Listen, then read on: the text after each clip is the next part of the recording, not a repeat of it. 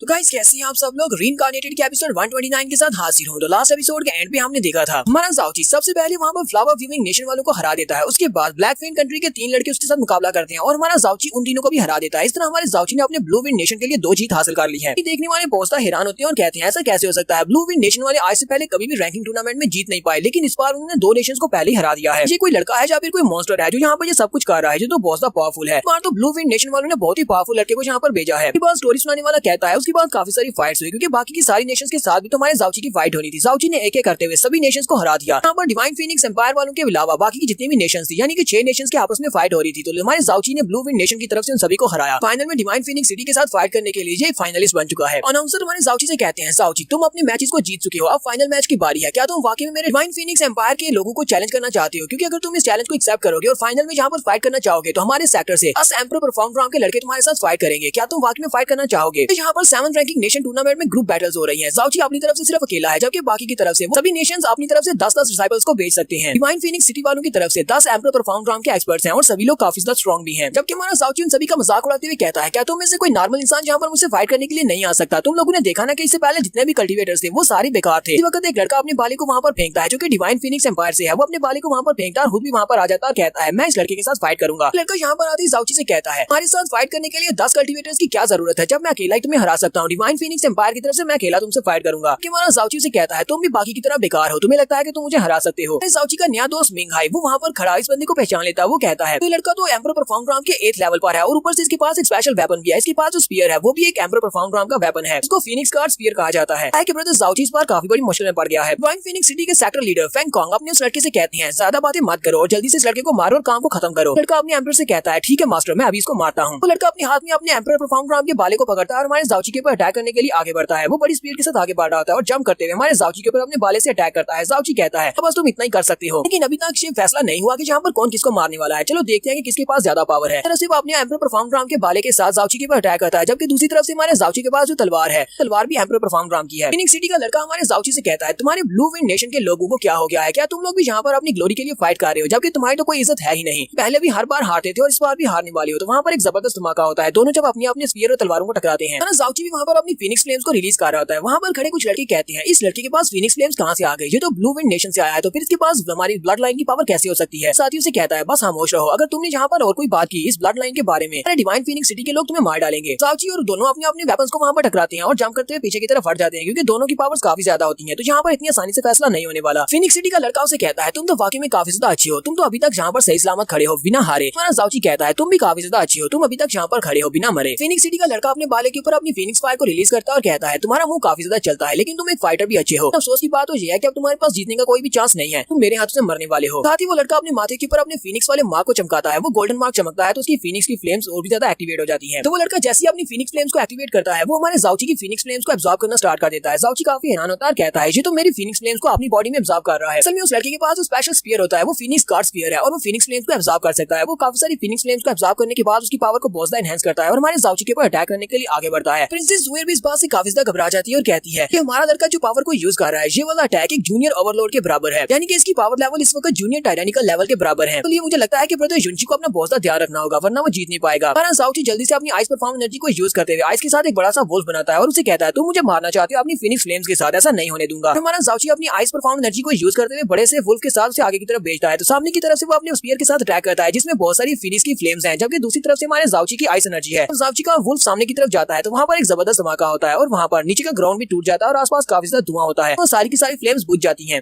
रही बात उस फीनिक्स सिटी के लड़के की तो उसकी हालत काफी ज्यादा खराब होती है। वो कहता है ऐसा कैसे हो सकता है, तुमने मेरी स्पेशल ट्रिक को कैसे हरा दिया? उसी वक्त हमारा ज़ाओची जल्दी से अपनी तलवार लेकर जंप करते हुए उसके पास पहुंच जाता है और उसकी जान लेने लगता है। वो अपनी तलवार के साथ उसको मारने लगता है और कहता है तुमने कहा था कि ब्लू विंड नेशन के लोग जीत नहीं सकते, अब देखो मैं कैसे तुम्हारी जान लेता हूँ। जैसे हमारा ज़ाओची अपनी तलवार को यूज करते हुए उसके ऊपर अटैक करता है, उनका बहुत घबरा जाता है कि वो मरने वाला है, लेकिन उसी वक्त रेफरी वहाँ पर बीच में आ जाता है। वो हमारे ज़ाओची के अटैक को ब्लॉक करता है जिससे ज़ाओची जल्दी से पीछे की तरफ हट जाता है। ज़ाओची से कहता है तुम हमारे लड़के की जान नहीं ले सकते, तो तुमने ऐसा किया तो इसका मतलब तुम मेरे हाथ से मरोगे। हमारा ज़ाओची से कहता है कहीं तुम पागल तो नहीं होगे, तुम सिर्फ एक रेफरी हो, तुम मैच के बीच में आकर किसी डिसाइपल की जान कैसे बचा सकते हो? क्या तुम्हारे फीनिक्स डिवाइन सिटी में मैचेस इसी तरह खेले जाते हैं? अरे यहाँ पर बीच में आकर अपने लड़के की जान बचाने का मतलब यह है कि तुम लोग यहाँ पर सरेंडर कर रहे हो। चुपचाप अब यहाँ पर इस बात को अनाउंस कर दो कि ब्लू विंड नेशन ने डिवाइन फीनिक्स सिटी को हरा दिया है। ये बात सुनते ही वो काफी ज्यादा गुस्सा हो जाते हैं, अपनी पावर्स को रिलीज करते हैं। हमारा ज़ाओची अपनी तलवार को ग्राउंड में गाड़ कर उसकी पावर से अपने आप को बचाता है। साथ ही वो रेफरी से कहता है तुम इंतजार किस बात का कर रहे हो, चलो जल्दी से यहाँ पर अनाउंस करो, यहाँ पर रिजल्ट्स को अनाउंस करो कि मैं इस मैच को जीत चुका हूँ, मेरे पास तुम्हारे साथ वेस्ट करने के लिए ज्यादा टाइम नहीं है, मुझे वापस भी जाना है। रेफरी जाओची से कहते हैं क्या तुम्हें जरा भी अंदाजा है कि तुम यहाँ पर किस बारे में बात कर रहे हो? क्या तुम्हें लगता है कि हम तुम्हें इतनी आसानी से यहाँ पर जीतने देंगे? यहीं पर हमारे जाओची का दोस्त मिंगहाई ऊपर से बाकी के लड़कों को उकसा रहा होता है, वो सभी बातें करना शुरू कर देते हैं। मिंगहाई पहले शुरुआत करता है, वो कहता है फीनिक्स एम्पायर वाले यहाँ पर मैच को हार गए हैं, लेकिन वो अपनी हार को मानने को तैयार नहीं है। ये तो बहुत बड़ी बेशर्मी की बात है, वो लोग ऐसा कैसे कर सकते हैं? अगर ब्लू विंड नेशन ने उसको हरा दिया तो उन्हें अपनी हार को मानना चाहिए, हार तो हार होती है। क्योंकि सभी लोग भी चिल्ला चिल्लाकर यही बात कर रहे होते हैं। मास्टर फैंगकॉन्ग उन सभी की बातें सुनने के बाद काफी ज्यादा गुस्सा हो जाते हैं। साथ ही वो अपने जेट ट्रांसमिशन को यूज करते हुए अपने बाकी के डिसाइपल से कहते हैं इस गेम के रूल्स ये हैं, टीम बैटल है, हमारा सिर्फ एक ही लड़का अभी तक हारा है, तुम सभी लोग तुम 9 के 9 जल्दी से वहाँ पर जाओ और जाओची के ऊपर अटैक करो और उसे मार डालना। सभी लोग पैट्रियार्च से कहते हैं ठीक है पैट्रियार्च। ये सभी लोग भी एम्परर प्रोफाउंड राम पे हैं, वो सभी लोग जंप करते हुए वहाँ पर आ जाते हैं और कहते हैं अपना नाम बताते हैं और कहते हैं कि हम लोग भी यहाँ पर इस फाइट में हिस्सा ले रहे हैं क्योंकि हम सभी लोग एक टीम बैटल कर रहे हैं, सभी को भी यहाँ पर फाइट करने का मौका जरूर मिलेगा। मिंगहाई और उसके बाकी के सभी साथी बातें करना शुरू कर देते हैं और कहते हैं ये लोग ऐसा कैसे कर सकते हैं? जाओची ने इनके एक कंटेस्टेंट को हरा दिया है जो कि अपनी मर्जी से यहाँ पर जाओची के साथ फाइट करने के लिए आया था, तो उसके बाद अब इनकी बेशर्मी तो देखो। अपनी हार मानने की बजाय इन्होंने एम्परर प्रोफाउंड राम के 9 और एक्सपर्ट्स को यहाँ पर भेज दिया है। हाँ तो वाकई में साफ है कि जाओची 9 के 9 को इकट्ठे नहीं हरा सकता। ये लोग तो यहाँ पर इनको बुली कर रहे हैं, ये अपनी हार मानने को तैयार नहीं है। रेफरी भी जल्दी से अपनी तलवार पीछे छुपा लेते हैं और उन सभी लोगों से कहते हैं लगता है कि मैं बुढ़ा हो गया हूँ, मैं इस बार में भूल गया था कि यहाँ पर तो टीम बैटल चल रही है। इस लड़की ने हमारे एक एक्सपर्ट को हरा दिया, इसका मतलब ये नहीं है कि हम लोग पूरे मैच को हार चुके हैं, अभी भी हमारे पास 9 डिसाइपल्स हैं, वो सभी लोग भी इससे फाइट करेंगे। रेफरी होने के नाते मैं यहाँ पर इस फाइट को दोबारा से कंटिन्यू करवाता हूँ, चलो जल्दी से फाइट को स्टार्ट करो। यहाँ पर सबसे ज्यादा मिंगहाई चिल्ला रहा होता है। मिंगहाई चिल्लाकर कहता है तुम सभी लोग बहुत ज्यादा घटिया हो, तुम यहाँ पर 9 परफॉर्म राम के एक्सपर्ट्स को यूज कर रहे हो जबकि जाओची तो अर्थ राम का एक्सपर्ट है। तो सभी कल्टिवेटर अरीना में आने के बाद जाओची और उसके ब्लू विंड नेशन का मजाक उड़ाते हुए कहते हैं चाहे तुम कितने ही स्ट्रॉन्ग क्यों ना हो, तुम्हें कितने बड़े जीनियस क्यों ना हो, पर तुम्हारी नेशन तुम्हारा ब्लू विंड एम्पायर वो हमारे सामने पास एक छोटी सी जगह है, छोटे से शहर से ज्यादा कुछ भी नहीं है। अभी तो तुम अपनी अर्थ परफॉर्म राम में हो, अगर तुम एम्परर परफॉर्म राम में भी होते या फिर टायरानिकल लेवल पर भी होते तब भी तुम हमारा कुछ भी नहीं बिगाड़ सकते थे, हम 9 मिलकर तुम्हें मार डालेंगे। लगता है कि तुम्हारे पूरे के पूरे ब्लू विंड नेशन में सिर्फ उन्हें तुम ही एक मिले थे, इसलिए उन्होंने सिर्फ तुम्हें यहाँ पर मैच करने के लिए भेजा है। हमारे ब्लू विंड नेशन से तो यहाँ पर तुम्हें कोई चीयर करने के लिए भी नहीं आया। लगता है कि तुम्हारा ब्लू विंड नेशन बहुत ज्यादा कमजोर है। ऐसी वो लोग यहाँ पर ये वाली बात करते हैं, उसी वक्त वो सभी लोग हवा में उड़ना शुरू कर देते हैं क्योंकि उन सभी के ऊपर अटैक होता है। वहाँ पर एक जबरदस्त धमाका होता है जिससे आवाज आती है, कोई उनसे कहता है तुम्हें किसने कह दिया कि ब्लू विंड नेशन से सिर्फ एक ही एक्सपर्ट यहाँ पर आया है? कंचे वाला जल्दी से ऊपर की तरफ देखता है, कहता है कौन है यहाँ पर, कौन हमारे पर अटैक कर रहा है? तो यहाँ पर एक दासू से हीरो की एंट्री होती है। लगता है कि आपने हमारे इस दासू से हीरो को पहचान लिया हो, ये कोई और नहीं बल्कि ये हमारा जिया युनबा है, क्योंकि हमारे जाओची के साले साहब। इसने काफी अच्छी बॉडी शॉडी बना ली है और ये काफी बेहतर भी लग रहा है क्योंकि सभी लोग भी जिया युनबा को वहाँ पर देखते ही बहुत ज्यादा हैरान हो जाते हैं और कहते हैं ओह माय गॉड ये लड़का कहाँ से आया है, ये तो जुनची से भी ज्यादा डोमिनेटिंग लग रहा है, इसकी जरा बॉडी शॉडी डोले शोले तो देखो, ये कितना ज्यादा खूबसूरत और हैंडसम लग रहा है, ऊपर से ये कितना ज्यादा पावरफुल भी है और ऊपर से इसने सिर्फ एक ही अटैक के साथ उनके 9 परफॉर्म राउंड के एक्सपर्ट्स को पीछे की तरफ गिरा दिया। तो ब्लू विंड नेशन की तरफ से 2 एक्सपर्ट्स हो गए हैं। क्या आप यहाँ पर डिवाइन फीनिक्स सिटी वाले इनसे फाइट करेंगे या नहीं? सब कुछ हम लोग अपनी नेक्स्ट एपिसोड में देखेंगे। क्या नेक्स्ट एपिसोड में जीजा साला दोनों मिलकर इनकी माँ बहन एक करेंगे? यहाँ पे स्टोरी में कुछ नया मोड़ आने वाला है जो तो नेक्स्ट एपिसोड में पता चलेगा। एपिसोड की एक्सप्लेनेशन अच्छी लगी हो तो कमेंट करके जरूर बताइएगा। चैनल को सब्सक्राइब कर दें, वीडियो को लाइक और शेयर कर दें। शुक्रिया।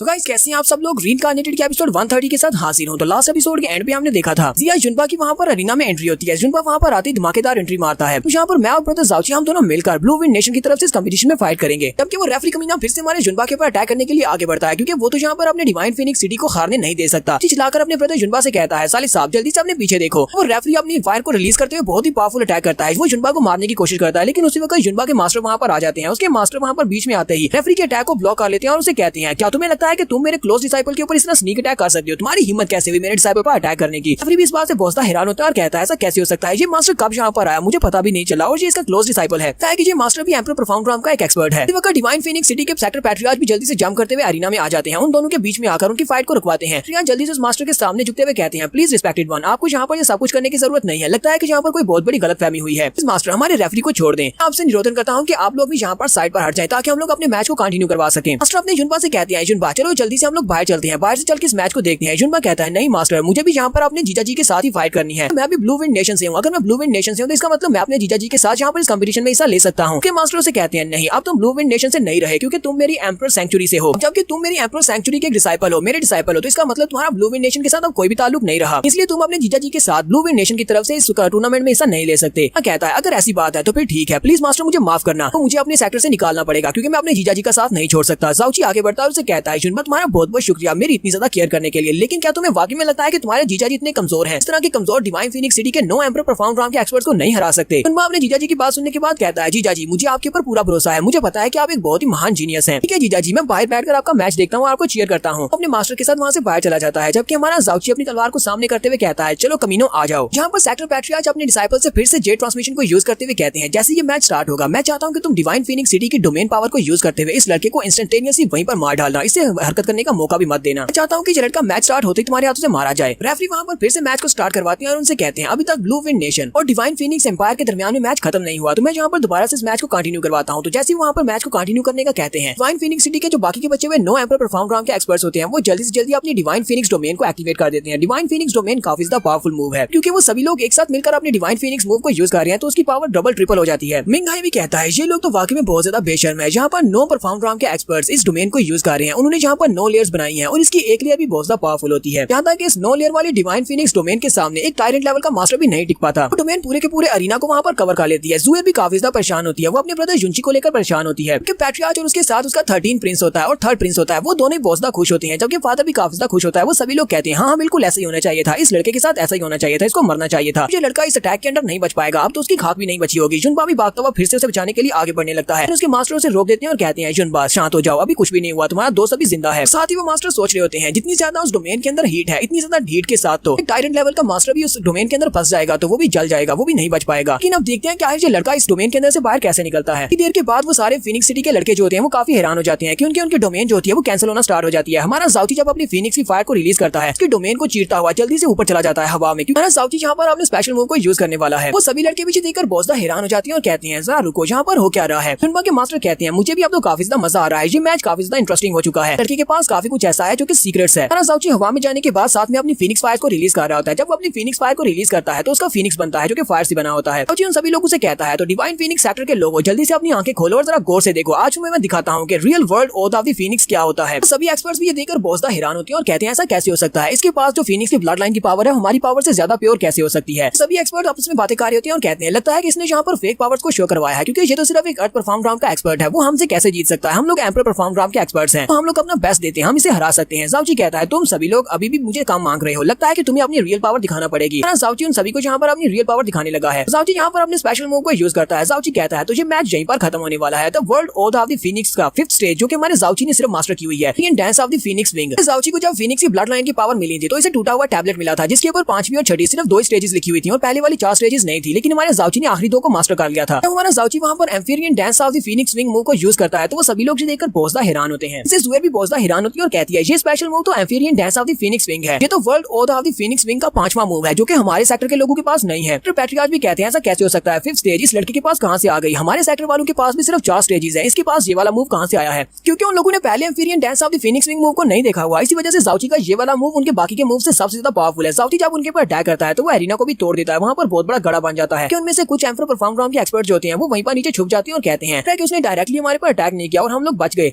उसने दोबारा हमारे पर इसी तरह अटैक किया तो हम लोग नहीं बच पाएंगे। साथ ही वो कहते हैं हो सकता है कि वो दोबारा इस तरह के पावरफुल मूव को क्रिएट ही ना कर पाए, क्योंकि उसने अपनी सारी एनर्जी को तो पहले मूव में वेस्ट कर दिया होगा। चलो फिर से उसके पर अटैक करते हैं, हमारे जीतने के अभी भी चांसेस हैं। जबकि हमारा जाओची वहाँ पर अपने 6ठे मूव को यूज करता है। स्टार स्कॉचिंग डीमन लोटस है, वो वहाँ पर अरीना के सेंटर में एक बड़ा सा लोटस फ्लावर बनाता है जो कि इसके 6ठे मूव का हिस्सा है। वो सभी लोग 6ठे मूव को देखकर और भी ज्यादा हैरान होते हैं और यहीं पर वो बाकी के सभी एक्सपर्ट्स को हरा देता है और इस तरह वो फाइट को जीत लेता है। क्योंकि सभी लोग कहते हैं ऐसा कैसे हो सकता है कि डिवाइन फीनिक्स सिटी वाले इस मैच को हारने वाले हैं, कि हम सभी लोगों के पास भी डिवाइन फीनिक्स की ब्लड लाइन की पावर है, लेकिन हमने ये मूव्स पहले कभी नहीं देखे हुए। हमारा जाओची उन 9 के 9 एक्सपर्ट्स को हराने के बाद रेफरी से कहता है अब तो तुम्हारे जो 9 एक्सपर्ट्स भी हार चुके हैं, तो अब क्या तुम यहाँ पर अनाउंस करोगे कि मैं इस मैच को जीत चुका हूँ या नहीं। डॉक्टर पैट्रिया चिल्लाकर उसे कहते हैं अभी तुमने जिस मूव को यूज किया है इस मूव के बारे में हमने कहानियों में सुना है, ये स्कॉचिंग डीमन लोटस मूव है, तुमने इस मूव को कहाँ से सीखा है। 13 प्रिंस कहता है ये वो चोर है जिसने हमारे सेक्टर से ये सारे मूव्स को चोरी किया है, इसने हमारी डिवाइन ब्लड लाइन को भी चोरी किया है, चोर है, इसे चोर की सजा दी जानी चाहिए। जबकि हमारा जाओची उनसे कहता है तुम यहाँ पर मेरे पर चोरी करने का इल्जाम लगा रहे हो, कहीं तुम्हारा दिमाग तो नहीं खराब हो गया, तुम्हारे पास जो ब्लड लाइन की पावर है उसके साथ तुम लोग सिर्फ world oath of the Phoenix wings के सिर्फ 4थे लेवल तक ही पहुंच पाए हो, जबकि मेरे पास 5वां और 6ठा मूव भी है, तो तुम लोग ये कैसे कह सकते हो कि मैंने तुम्हारी ब्लड लाइन की पावर को चोरी किया है। ये डिवाइन फीनिक्स की ब्लड लाइन की पावर मेरी और सिर्फ मेरी है। भी उन लोगों से कहता हाँ मेरे जीजा जी ने बिल्कुल ठीक कहा है, जब तक मेरे जीजा जी के पास इस बात को साबित करने का सबूत है, यानी कि उसके पास 5th और 6th स्टेज है जो कि तुम्हारे सेक्टर के लोगों के पास नहीं है, तो इसका मतलब यह है कि जो ब्लड लाइन की पावर भी उनकी अपनी है। ऊपर से तुम्हारे सेक्टर का जो सबसे बड़ा जीनियस डिसाइपल था जिसे तुमने फाइट करने के लिए भेजा है उसको तो मेरा ब्रदर पहले यहाँ पर हरा चुका है, तो इसका मतलब यह है कि मेरे ब्रदर की फीनिक्स ब्लड लाइन की जो पावर है वो तुम्हारी पावर से ज्यादा पावरफुल है, ना तो तुमसे कुछ चोरी किया और ना ही वो तुम्हारे सेक्टर का हिस्सा है। तो चलो जल्दी से यहाँ पर रिजल्ट्स को अनाउंस करो। प्रिंस काफी ज्यादा गुस्सा होता है, लेकिन उसके फादर उसे रोक देते हैं और कहते हैं बेटा रुक जाओ। आज उससे कहते हैं क्या तुम लोगों को वाकई में लगता है कि यहाँ पर हमारे सेक्टर में ऐसा कोई भी नहीं है यंगर जनरेशन में जो कि तुम्हारे जाओची को हरा सके। साथ ही पैट्रियार्च अपनी बेटी जुएर की तरफ देखते हैं और कहते हैं प्रिंसेस जुएर चलो जल्दी करो, अब तुम्हारी बारी है, तुम्हें अपने सेक्टर के लिए फाइट करना होगी, हमारे सेक्टर की इज्जत दांव पर लगी है, जाओ जाकर इस लड़के जुंची को हरा दो। यही वक्त है कि सभी लोगों को दिखा दो कि तुम्हारी पावर्स क्या है और तुम कितनी बड़ी जीनियस हो। जुएर यहाँ पर अपने फादर का कहा तो मानेगी, वो जल्दी से आगे बढ़ती है, वो जंप करते हुए हवा में चली जाती है और जाओची से कहती है ब्रदर जॉन प्लीज मुझे माफ करना पर मुझे ये करना पड़ेगा, वैसे मैंने ऐसा सोचा नहीं था कि हम लोग दोबारा इस तरह मिलने वाले हैं। कि ये हमारी बहुत ही बुरी किस्मत है कि हम लोग इस तरह मिल रहे हैं। और साथ ही वो अपनी पावर्स को अनलॉक करती है तो वहाँ पर उसके पंख निकल आते हैं। पंख निकल आए इसका मतलब ये है कि ये गार्ड बनने के बहुत ज्यादा करीब पहुंच चुकी है। ये इस वक्त सोवरियन लेवल के मिडिल स्टेज पर है। सोवरियन लेवल एम्परर स्टेज के बाद टायरानिकल लेवल आता है और टायरानिकल के बाद सोवरियन लेवल आता है। तो वहाँ पर अपने पंख निकालने के बाद अपनी पावर्स को रिलीज करती है और जाउची से कहती है ब्रदर जून प्लीज मुझे माफ करना, पर मुझे लगता है कि अब मुझे तुमसे फाइट करना होगी। मोली जाउची से कहती है तो मैं इस लड़की के साथ फाइट करने का मशवरा नहीं दूंगी क्योंकि ये लड़की तुमसे बहुत ज्यादा स्ट्रॉन्ग है, सोवरियन लेवल के हाफ मिडिल स्टेज पर पहुंच चुकी है। इन पर सनमून पैलेस के ये जिंग हान को भी दिखाते हैं। वो प्रिंसेस की तरफ देखते ही फिर से लाट टपकाना शुरू कर देता है और कहता है सोचा नहीं था कि ये लड़की सोवरियन स्टेज के मिडिल लेवल तक पहुंच चुकी है। तो सिर्फ इसकी खूबसूरती के बारे में पता था। उस बंदे ने वाकई में कहा था इसके साथ अगर डुअल कल्टीवेशन की जाए वाकई में मेरी पावर डबल रेट के साथ बढ़ेगी। कमीना जहाँ पर लाट टपकाते हुए कहता है चाहे कुछ भी हो जाए ये लड़की तो मेरे बिस्तर पर आके ही रहेगी। तो जहाँ पर हम लोग अपनी एपिसोड 130 का एंड करेंगे। एपिसोड की एक्सप्लेनेशन अच्छी लगी हो तो कमेंट करके जरूर बताइएगा। चैनल को सब्सक्राइब कर दें, वीडियो को लाइक और शेयर कर दें। शुक्रिया।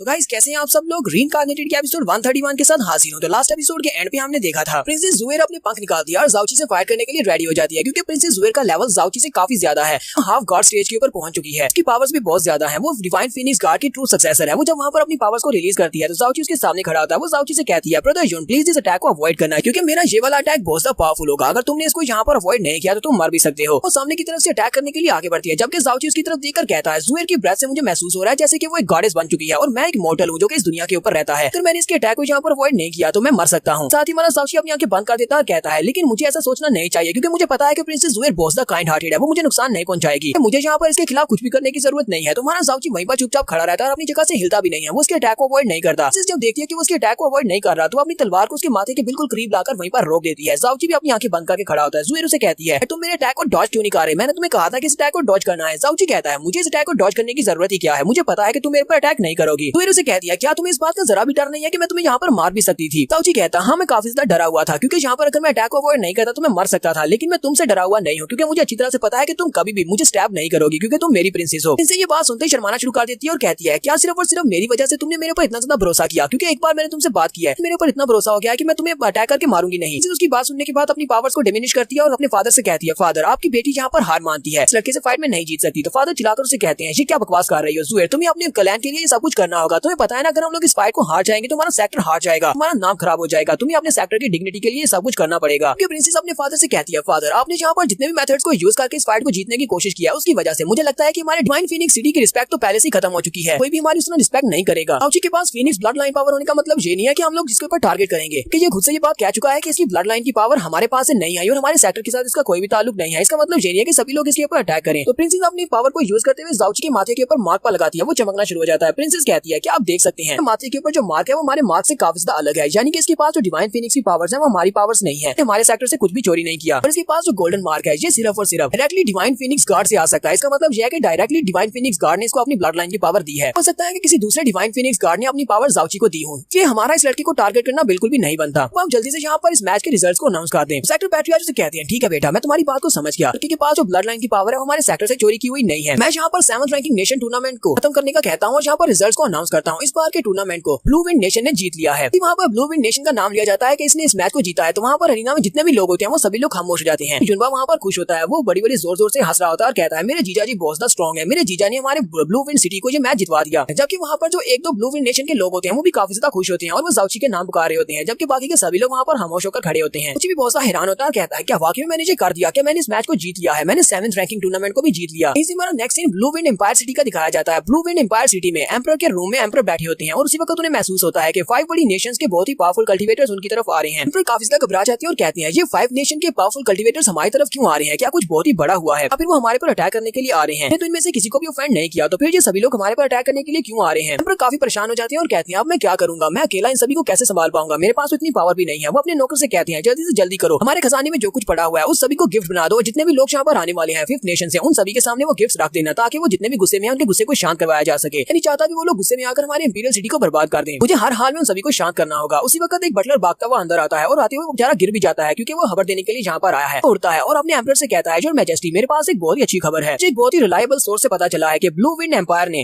7th रैंकिंग टूर्नामेंट को जीत लिया है। ये वाली बात सुनने के बाद और भी ज्यादा हैरान होती है और कहते हैं क्या वाकई में मेरे दामाद युनची ने इस बार के रैंकिंग टूर्नामेंट में हमें जीत दिला दी है। तो बटलर उनसे कहता है जी मैजेस्टी बिल्कुल ऐसी ही बात है, ये खबर बिल्कुल पक्की है, मुझे अभी भी पता चला है कि युनची ने वहाँ पर जितने भी लोग थे बाकी के सारी स्टेट 7th नेशंस को हरा दिया, ब्लू विंड एम्पायर सिटी को उसने जता दिया है और लास्ट के ऊपर उसने डिवाइन फीनिक्स सिटी वालों के साथ फाइट की थी और उनको बहुत ही बुरी हार दी। ताकि डिवाइन फीनिक्स सिटी के प्रिंसेस जो कि हाफ स्टेप सोरेन स्टेज पर है भी फाइट करने की कोशिश की, लेकिन वो भी हमारे जुंची से हार गई। पर कहते हैं ऐसा कैसे हो सकता है, मुझे उनके प्रिंसेस जुएर के बारे में पता है, तो सोवरियन लेवल के मिडिल लेवल पर है, बहुत ही जल्दी एक गॉडेस बनने वाली है, वो भी हमारे साउची से हार गई। एम्परर ये बात सुनने के बाद फिर जोर जोर से हंसना शुरू कर देती है और कहते हैं ये तो बहुत ही अच्छी बात है, आज मैं बहुत ज्यादा खुश हूँ। जाओ जाकर सभी को ये ऑर्डर सुना दो, सभी को बताओ जाकर, पूरे कंट्री को पता चलना चाहिए कि मेरे दामाद ने हमें 7th रैंकिंग टूर्नामेंट में जिता दिया है। फिर साथ ही वो से कहते हैं मैं आज इतना ज्यादा खुश हूँ, चलो मैं यहाँ पर एक और ऑर्डर जारी करता हूँ, सभी लोगों को बता दो अगले 3 साल तक सारी जनता का सारा टैक्स माफ कर दिया जाता है। अगले 3 साल तक लोगों को टैक्स देने की जरूरत नहीं है, सभी लोग खुशियां मनाओ। फिर साथ ही वो से कहते हैं और मैंने अभी भी थोड़ी देर पहले अपने खजाने में से गिफ्ट्स को पैक करने का कहा था, जल्दी से जल्दी सारे गिफ्ट्स को वापस रख दो, किसी को कुछ भी देने की जरूरत नहीं है। हम लोग बहुत ज्यादा कमजोर थे, इसी वजह से जब भी वो यहाँ पर आते थे हमें उन्हें तोहफे देना पड़ते थे, अब तो वो हमें तोहफे देंगे। एम्परर खुशी के साथ वहाँ पर हुर्रे करते हैं अपने बाजू को ऊपर उठाकर। बटलर उनसे कहते हैं एम्परर जरा अपने मैनर्स का ख्याल रखें, आप एक एम्परर हैं। उनसे कहते हैं आज मुझे मत रोको, मेरे दामाद ने बहुत बड़ी जीत हासिल की है, आज रात की बैंक्वेट पार्टी का भी इंतजाम करना, सभी लोगों को उस बैंक्वेट पार्टी में दावत देना, आज हम लोग खुशियां मनाएंगे। मैं आज पूरी रात वाइन पीने वाला हूँ ताकि मैं जश्न मना सकूं। नेक्स्ट सीन हमारा डिवाइन फीनिक्स सिटी का दिखाया जाता है। जाउची ने 7th रैंकिंग टूर्नामेंट में मैच क्या जीत लिया, पूरे के पूरे डिवाइन फीनिक्स सिटी की लड़कियां हमारे जाउची के पीछे लग गई हैं। जाउची गली में भाग रहा होता है जबकि लड़कियां उसके पीछे होती हैं। कोई उसे कहती है मुझे तुमसे प्यार है, कोई उसे आई लव यू बोलती है और कोई उसे कहती है मैं तुम्हारे बच्चे की मां बनना चाहती हूँ, कोई उसे कहती है शादी मत करो बस मुझे प्रेग्नेंट कर दो, मैं तुम्हारा बच्चा ही पाल लूंगी। जी भागता हुआ एक दीवार के साथ जाकर छुप जाता है। जाउची कहता है पता नहीं इन सभी लड़कियों को हो क्या गया है, ये सभी लोग तो मेरे पीछे हाथ धोकर पड़ गई हैं, तो शुक्र है कि मैंने इन सभी से अपनी जान छुड़वा ली। तो जाउची दीवार के साथ खड़ा एक लंबा सांस लेता है, उसी वक्त उसके साथ एक अंकल खड़ा होता है। वो अंकल उसे कहता है जुंची मेरी जान तुम जहाँ पारो प्लीज मुझे किस करो, मुझसे शादी कर लो, जुंची प्लीज मेरी बात मान जाओ। तो जाउची उसे देखते ही बहुत ज्यादा घबरा जाता है और एक जोरदार चीख मारता है कि बुड्ढे खूसड़ अब तुम भी शुरू हो गए हो, और वो बड़ी स्पीड से वहाँ से भी भाग जाता है। जाउची दूर जाकर एक लंबा सांस लेता है और कहता है शुक्र है जान बची, पता नहीं वो बुड्ढा कहाँ से आ गया था, मैं बुड्ढे के साथ शादी क्यों करूंगा, उसके ज़हन में पता नहीं क्या चल रहा था। जाउची से कहती है तुम तो अभी से परेशान हो गए, अभी तो ये शुरुआत है, जैसे जैसे तुम्हारा नाम बढ़ेगा वैसे वैसे तुम्हारे पीछे जनता बढ़ती जाएगी, सभी लोग तुम्हें पसंद करेंगे और बहुत सारी लड़कियां तुम्हारे आगे पीछे घूमेंगी, ताकि बहुत सारे अंकल भी तुमसे शादी करने के लिए चले आए, इसलिए तुम्हें इस तरह के प्यार के लिए रेडी रहना चाहिए। जाउची कहता है बकवास बंद करो, मुझे इस तरह का प्यार तो बिल्कुल भी नहीं चाहिए। हमारा जाउची भी उन सभी से जान बचाकर वहाँ पर पहुंचता है। तो उसी वक्त प्रिंस सी पैलेस की मिस्ट्रेस वहाँ पर आती है, जी कियानरू वहाँ पर आती है। जाउची से कहता है कौन है जहाँ पर, वो उसी वक्त उसके पीछे पहुंच जाती है। उसे कहती है लिटिल जुनजुन तुम कहाँ पर जा रहे हो, हम लोग दोबारा जहाँ पर मिल गए, कंपटीशन में तुम काफी ज्यादा एक्साइटेड लग रहे थे। अब जल्दी से जंप करते हुए पीछे हटता है और उसे कहता है सीनियर जी आप यहाँ पर क्या कर रही हैं। वो यहाँ पर उसे कहता है जूनियर जुनची आपको सीनियर जी को यहाँ पर ग्रीट करता है। जी कियानरू से कहती है जब भी कोई मुझे सीनियर कहता है तो मुझे बहुत ज्यादा गुस्सा आता है, मैं सिर्फ तुमसे 600 साल ही बड़ी होंगी, तुम मुझे सीनियर कैसे कह सकते हो, अगर तुम मुझे बुलाना ही चाहते हो तो तुम मुझे प्यार से जीजी कह सकते हो, या फिर तुम मुझे प्यार से कियान कियान कह सकते हो, या फिर लिटिल रूरू भी कह सकते हो। जाउची कहता है ये बुढ़ी औरत जो कि मुझसे 600 साल बड़ी है ये चाहती है कि मैं इसे लिटिल जीजी बुलाऊं, मेरे इतने भी बुरे दिन नहीं आए। जाउची से कहता है सीनियर आपका बहुत बहुत शुक्रिया इस मैच के दौरान मुझे सपोर्ट करने के लिए। फिर साथ ही जाउची से कहता है सीनियर जी मुझे लगता है कि आपको किसी ने टोड वेनम दिया हुआ है, आपकी बॉडी के अंदर एक मेंढक का जहर है, मेरे पास एक बहुत ही स्पेशल मेडिसिन है, अगर आप उस स्पेशल मेडिसिन को खाएंगी तो आपकी बॉडी के अंदर से वो पॉइजन ठीक हो जाएगा, आपको मेरे पर भरोसा है तो प्लीज इस पिल को खा लेना। अपने पास से उस मेडिसिन को निकालता है और इस डिबिया को सीनियर जी की तरफ फेंक देता है। जी कियानू उसको कैच करती है और कहती है क्या वाकई में तुम्हें लगता है कि इस मेडिसिन को खाकर मैं ठीक हो जाऊंगी। जी उसे बाय बोलकर वहाँ से भाग जाता है और कहता है अब मैं जहाँ से जा रहा हूँ अगर तुम्हें मुझसे और कुछ नहीं कहना, कल मुझे जल्दी उठकर प्रोफाउंड आर्क में भी तो जाना है। जी वहाँ से चला जाता है जबकि कियानू उसके जाने की बात सोच रही होती है, ये बच्चा तो काफी ज्यादा इंटरेस्टिंग है, इसने मुझे यहाँ पर ये वाली मेडिसिन देकर लगता है कि मेरा दिल जीतना चाहता है। तो ठीक है अब जबकि इस बच्चे ने मुझे यहाँ पर स्पेशल पिल दे दी है तो कल प्रीमोर्डियल आर्क पर अगर इस लड़के को कोई खतरा हुआ तो मुझे भी इसकी मदद करना पड़ेगी, बात नहीं इस लड़के की मदद कर देंगे। Next scene Divine Phoenix actor के मेन हॉल का दिखाया जाता है। पैट्रियार्च बहुत ज्यादा गुस्से में होते हैं। पैट्रियार्च कहते हैं सुबह जब प्रीमोर्डियल प्रोफाउंड आर्क को ओपन किया जाएगा तभी हमारे पास सबसे अच्छा मौका होगा इस लड़की जाउची को मारने का, तुम लोगों को उसको वहीं पर मारना होगा। रेफरी उनसे कहता है सेक्टर मास्टर मुझे तो लगा था कि आप उसको छोड़ने वाले हैं, लेकिन ये बात बिल्कुल ठीक है, हमें उसको छोड़ना नहीं चाहिए, हर हाल में उस लड़के को मरना पड़ेगा। सेक्टर पैट्रियार्च कहते हैं उस लड़के को भी तो पता चले कि हमारे सेक्टर के साथ पंगा लेने से क्या होता है, उसने हमारे सेक्टर को प्रोवोक किया है। यहीं से हमारा नेक्स्ट सीन जाउची का दिखाया जाता है। जाउची अपने होटल रूम में जब वापस आता है वो जैसी दरवाजा खोलता है तो उसे सामने कोई दिखाई देता है। जाउची कहता है कौन है जहाँ पर, बंदा बड़ी स्पीड के साथ वहाँ से बाहर निकल जाता है, उसकी स्पीड बहुत ज्यादा होती है। जाउची कहता है ये क्या, इस बंदे की स्पीड तो बहुत ज्यादा थी। वो बंदा वहाँ पर एक गिफ्ट रखकर जाता है, उसने गिफ्ट रैप किया होता है। हमारे जाउची का नया दोस्त मिंग हाई होता है। मिंग हाई उसके लिए अपनी प्रोफाउंड आर्ट को रख कर गया होता है, वो उसकी फैमिली की जो सीक्रेट आर्ट वाली बुक है उसको वहाँ पर रखा जाता है, एक्सट्रीम मिराज लाइटनिंग के स्पेशल मूव को। जी कहता है तो लगता है कि मिंग हाई मेरे लिए ये स्पेशल बुक यहाँ पर रख कर गया है ताकि मैं स्पेशल मूव को मास्टर कर लूँ, लेकिन आखिर वो मुझे ये वाला स्पेशल मूव क्यों देगा, ये तो उसकी फैमिली का सीक्रेट मूव है। अब हम लोग अपनी एपिसोड 131 का एंड करेंगे। एपिसोड की एक्सप्लेनेशन अच्छी लगी हो तो कमेंट करके जरूर बताइएगा, चैनल को सब्सक्राइब कर दें, वीडियो को लाइक और शेयर कर दें, शुक्रिया।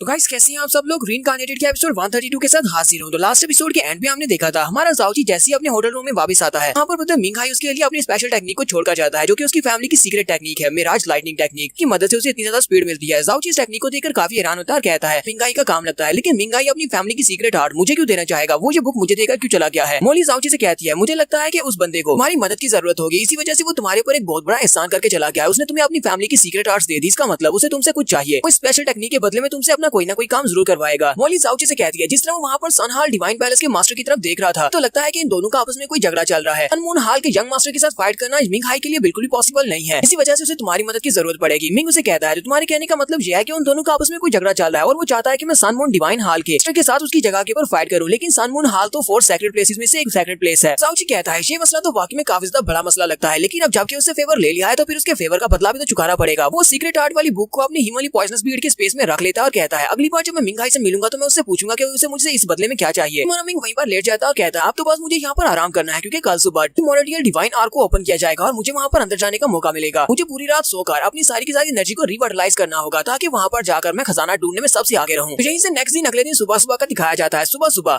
जुनबा दोनों ही जुनबा के मास्टर के पास खड़े होते हैं। जुनबा के मास्टर एंशिएंट ब्लू मास्टर हैं। मास्टर अपने पास से तो स्पेशल जे टोकन्स निकालते हैं और उन दोनों को देते हुए कहते हैं इन दोनों टैलिस्मन्स को तुम दोनों अपने पास रखो और वहाँ पर प्रोफाउंड आर्क में तुम्हारे सामने कोई भी खतरा आता है या फिर कोई भी तुम्हारे पर अटैक करता है और तुम्हें लगता है कि तुम उसे फाइट नहीं कर सकते तो इन टोकन्स को यूज करते हुए तुम वापस इस जगह पर पहुंच जाओगे। बहुत ही पावरफुल टोकन्स हैं, इन्हें संभाल कर रखना। दोनों ही मास्टर से एक एक टोकन ले लेते हैं। मास्टर एंशिएंट ब्लू उन दोनों से कहते हैं चलो ठीक है आप जल्दी से जाओ ताकि प्रीमोर्डियल आर्क ओपन होने वाली है, पैसेज ओपन हो चुका है। एक बात को याद रखना जैसे वो तुम लोग वहाँ पर टेलीपोर्ट होगे तो तुम दोनों अलग अलग जगहों पर टेलीपोर्ट होगे क्योंकि सभी बच्चे अलग अलग जगहों पर टेलीपोर्ट होने वाले हैं। कोशिश करना कि तुम दोनों जल्दी से जल्दी एक दूसरे को ढूंढ लेना और वहाँ पर तुम्हारे काफी सारे दुश्मन होंगे, इसी वजह से तुम्हें बहुत ज्यादा संभल कर रहना होगा। ये सभी लोग प्रीमोर्डियल प्रोफाउंड आर्क के ऊपर जाकर खड़े हो जाते हैं और उसका दरवाजा ओपन होने लगता है। जुनबा कहता है ये दरवाजा तो बहुत ज्यादा बड़ा है। ताओची कहता है मुझे लगता है कि इस तरह की एक बड़ी जगह को सिर्फ एक गाड़ी बना सकता है या फिर कोई गार्ड लेवल का मार्शल आर्टिस्ट इसको बना सकता है। ये कश्ती तो वाकई में बहुत ज्यादा बड़ी है। थोड़ी देर के बाद उनके दरवाजे ओपन होना स्टार्ट होते हैं। मास्टर फेंगकांग लोगों से कहते हैं जो दरवाजे ओपन होने वाले हैं अंदर जाने के बाद तुम्हारा टाइम बहुत ज्यादा प्रेशियस है, यानी तुम्हारा टाइम कीमती है। तुम्हें वहाँ पर जितना भी खजाना मिले उसको लेकर जल्दी से बाहर निकलने की कोशिश करना, तुम्हारे पास ज्यादा टाइम नहीं होगा। जैसे उस बड़ी से जहाज का दरवाजा ओपन होता है तो सभी बच्चे जल्दी से जंप करते हुए अंदर जाना स्टार्ट करते हैं। तो वहाँ पर एक पोर्टल होता है और वो उस पोर्टल को पार करते हुए अंदर जा रहे होते हैं। जाओची भी जल्दी से जंप करते हुए अंदर चला जाता है। जुनबा से कहता है चलो जुनबा हम भी चलते हैं। जुनबा से कहता है जीजा जी मेरे लिए रुको मैं भी आ रहा हूँ और वो दोनों ही जंप करते हुए अंदर चले जाते हैं। अंदर जाते हुए वो दोनों एक दूसरे से अलग हो जाते हैं। जाओची एक जगह के ऊपर गिरा पड़ा होता है। जब वो अपनी आंखें खोलता है तो वो एक रेगिस्तान में होता है। वहाँ पर एक बड़ा सा डेजर्ट होता है। वो अपनी आंखें खोलकर सामने की तरफ देखता है तो उसके सामने एक बड़ा सा स्कॉर्पियन होता है, एक बड़ा सा बिच्छू जो कि हमारे जाओची को अपना डंक मारने वाला होता है, फिर उसको खाने वाला होता है। जाओची उसको देखते ही जल्दी से अपनी तलवार को निकालता है और अपनी तलवार निकालकर उस बड़े बिच्छू से कहता है क्या लगता है कि तुम यहाँ पर मेरे बेहोश होने का फायदा उठा सकते हो। तो जैसे जाओची उसके ऊपर अटैक करने लगता है उसी वक्त उसे पीछे से आवाज आती है। चिल्लाता हुआ कहता है जीजा जी मैं आ रहा हूँ और वो बड़ी स्पीड के साथ वहाँ पर आता है और उस बिच्छू को सिर्फ एक ही पंच मारता है और उसे हवा में उड़ा देता है। जाओची भी काफी ज्यादा हैरान होता है, कहता है तुमने तो यहाँ पर कुछ ज्यादा ही पावरफुल मूव को यूज कर दिया, बेचारे बिच्छू को तो डंक मारने का मौका भी नहीं दिया। डिवाइन सनमून पैलेस का यी जिंग हान यानी यंग मास्टर हान भी यहीं पर होता है अपनी उन दोनों लड़कियों के साथ। वो दोनों लड़कियों को अपने साथ ही लेकर आया है। तीनों यहाँ पर जंगल में आगे की तरफ बढ़ रहे होते हैं। यहाँ पर आगे की तरफ बढ़ते हुए यंग मास्टर हान कहता है मुझे पता है कि तुम यहीं पर मेरे पीछे हो, चलो जल्दी से सामने आ जाओ। डिवाइन फिनिक्स सिटी के टूर्नामेंट के दौरान जो बंदा रेफरी बना था वही मास्टर यहाँ पर होता है। वो मास्टर वहाँ से निकलता और कहता है मास्टर हान तुम तो वाकई में बहुत ज्यादा स्पेशल हो, सनमून पैलेस के यंग मास्टर होने के लायक हो, तुमने मुझे पहचान लिया हालांकि मैंने अपनी प्रेजेंस को हाइड किया हुआ था। यंग मास्टर हान उसे कहता है एल्डर फेंग फीजान मुझे लगता है कि तुम्हें यहाँ पर ये सब कुछ करने की बहुत ज्यादा जल्दी है, चलो ठीक है फिर हम लोग यहाँ पर इसको करते हैं। मास्टर फेंग फीजान उसे कहते हैं तुम्हें अच्छी तरह से पता है कि मुझे अपनी डिवाइन फिनिक्स सिटी की कितनी ज्यादा फिक्र है, मैं सिर्फ और सिर्फ अपने डिवाइन फिनिक्स सिटी के लिए तुम्हारा साथ दे रहा हूँ। यंग मास्टर हान उसे कहता है हाँ क्यों नहीं, मुझे अच्छी तरह से पता है कि तुम ये सब कुछ क्यों कर रहे हो। तुम्हारी प्रिंसेस की बॉडी मेरी हो जाएगी यानी कि मैं उसके साथ डुअल कल्टीवेशन कर लूंगा, उसके बाद तुम्हें कोई भी नहीं कहेगा। यहीं से नेक्स्ट सीन फिर से जुनबा और जाओची का दिखाया जाता है। जुनबा एक छोटे से बीस्ट को मार देता है और कहता है ये वाला वुल्फ मॉन्स्टर तो काफी ज्यादा फियर्स था, अब ये भी आपको काट लेता, लेकिन शुक्र है कि मैंने आपको बचा लिया। हालांकि इसके पास बहुत ही छोटी सी बॉडी है लेकिन फिर भी ये मेरे जीजा जी को काटने वाला था। जाओची उसे कहता है तुमने स्काई परफॉर्म राम के बीस्ट को सिर्फ एक ही पंच के साथ हरा दिया। जुनबा तुम्हारी पावर्स तो वाकई में काफी ज्यादा बढ़ती जा रही हैं। दोनों भी यहीं पर खड़े होते हैं कि उसी वक्त उन्हें साइड से आवाज आती है, कोई जाओची का नाम पुकारता है। जाओची साइड पर देखता है तो प्रिंसेस भागती हुई उसके सामने आकर खड़ी हो जाती है। प्रिंसेस उसे कहती है तो फाइनली ब्रदर जुन मैंने तुम्हें ढूंढ लिया। जाओची उसे कहता है जुएर तुमने हमने ढूंढा कैसे। प्रिंसेस जुएर उसे कहती है हम दोनों के पास क्योंकि डिवाइन गार्ड्स की पावर है तो डिवाइन गार्ड्स की पावर वाले लोग एक दूसरे को ढूंढ ही लेते हैं। जुनबा यहाँ पर जाओची से कहता है जीजा जी क्या आप इस प्रिंसेस को जानते हैं। तो जीजा जी का लफ्ज सुनते ही जाओची बेचारा काफी घबरा जाता है कि वो यहाँ पर लड़की बिठाने की कोशिश कर रहा है और ये यहाँ पर जीजा जी कह रहा है।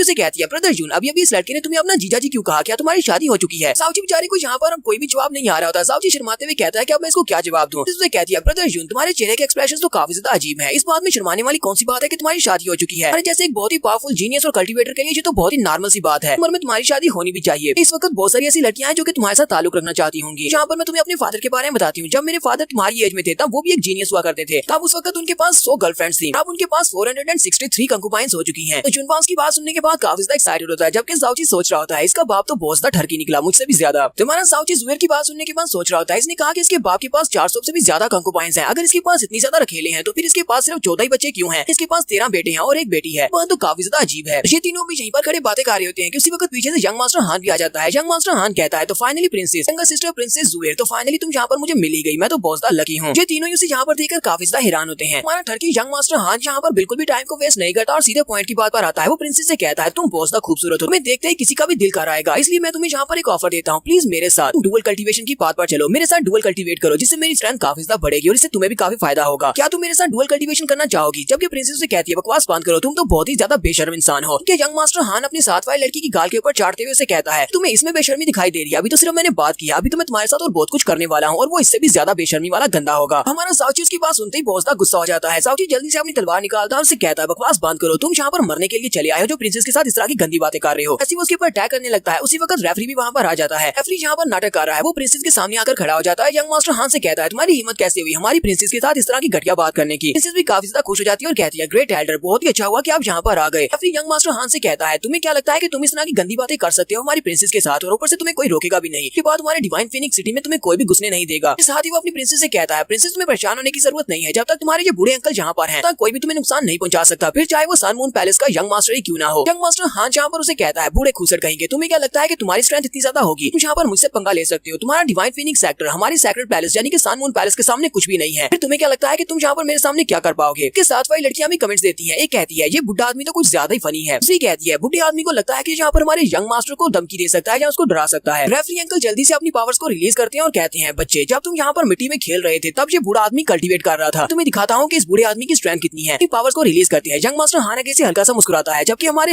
रेफरी अंकल भी हल्के से मुस्कुराते हैं। इसी के साथ ही वो अपनी फुल पावर्स को रिलीज करते हुए जल्दी से पीछे की तरफ घूमते हैं और प्रिंसेस जुएर के ऊपर अटैक कर देते हैं। ये देखकर तुम्हारा जाउची भी बहुत हैरान हो जाता है कि इसने यहाँ पर अपनी प्रिंसेस के ऊपर अटैक क्यों कर दिया है। तो यहाँ पर अंकल रेफरी ने अपनी प्रिंसेस के ऊपर अटैक करके उसकी पावर्स को सील कर दिया है। तो उसे भी पता है कि ये हाफ गॉड स्टेज के ऊपर पहुंच चुकी है और अगर इसने यहाँ पर अपनी पावर्स को यूज किया यंग मास्टर हान और ये अंकल दोनों ही नहीं बच पाएंगे। प्रिंसेस के ऊपर जब अटैक होता है तो पीछे की तरफ गिर रही होती है। जाउची जल्दी से आगे बढ़ता है और उसे कैच कर लेता है। जुनबा से कहता है जुनबा जल्दी से इन दोनों को रोको, ये दोनों आपस में मिले हुए हैं। प्रिंसेस उसे कह रही होती है अंकल आपने मेरे साथ ऐसा क्यों किया? तो जुनबा आगे बढ़ता है और बूढ़े मास्टर से कहता है तुम्हारी हिम्मत कैसे हुई यहाँ पर प्रिंसेस के ऊपर अटैक करने की, तुम तो बहुत ज्यादा बेशर्म हो, तुमने स्नीक अटैक किया है। मास्टर उनसे कहता है तो इस बात से क्या फर्क पड़ता है कि मैंने स्नीक अटैक किया, हम लोग पहले से इस बैटल को जीत चुके हैं। लड़की के पास जो पावर है वो सबसे ज्यादा है, तुम दोनों से तो ज्यादा ही है। लड़की हम दोनों को यहाँ पर रोक सकती थी, अब इसकी पावर्स को मैंने सील कर दिया है तो इसका मतलब तुम लोग मेरे सामने कुछ भी नहीं कर पाओगे। तो यहाँ पर हम लोग अपनी एपिसोड 132 का एंड करेंगे। एपिसोड की एक्सप्लेनेशन अच्छी लगी हो तो कमेंट करके जरूर बताइएगा। चैनल को सब्सक्राइब कर दे, वीडियो को लाइक और शेयर कर दे। शुक्रिया।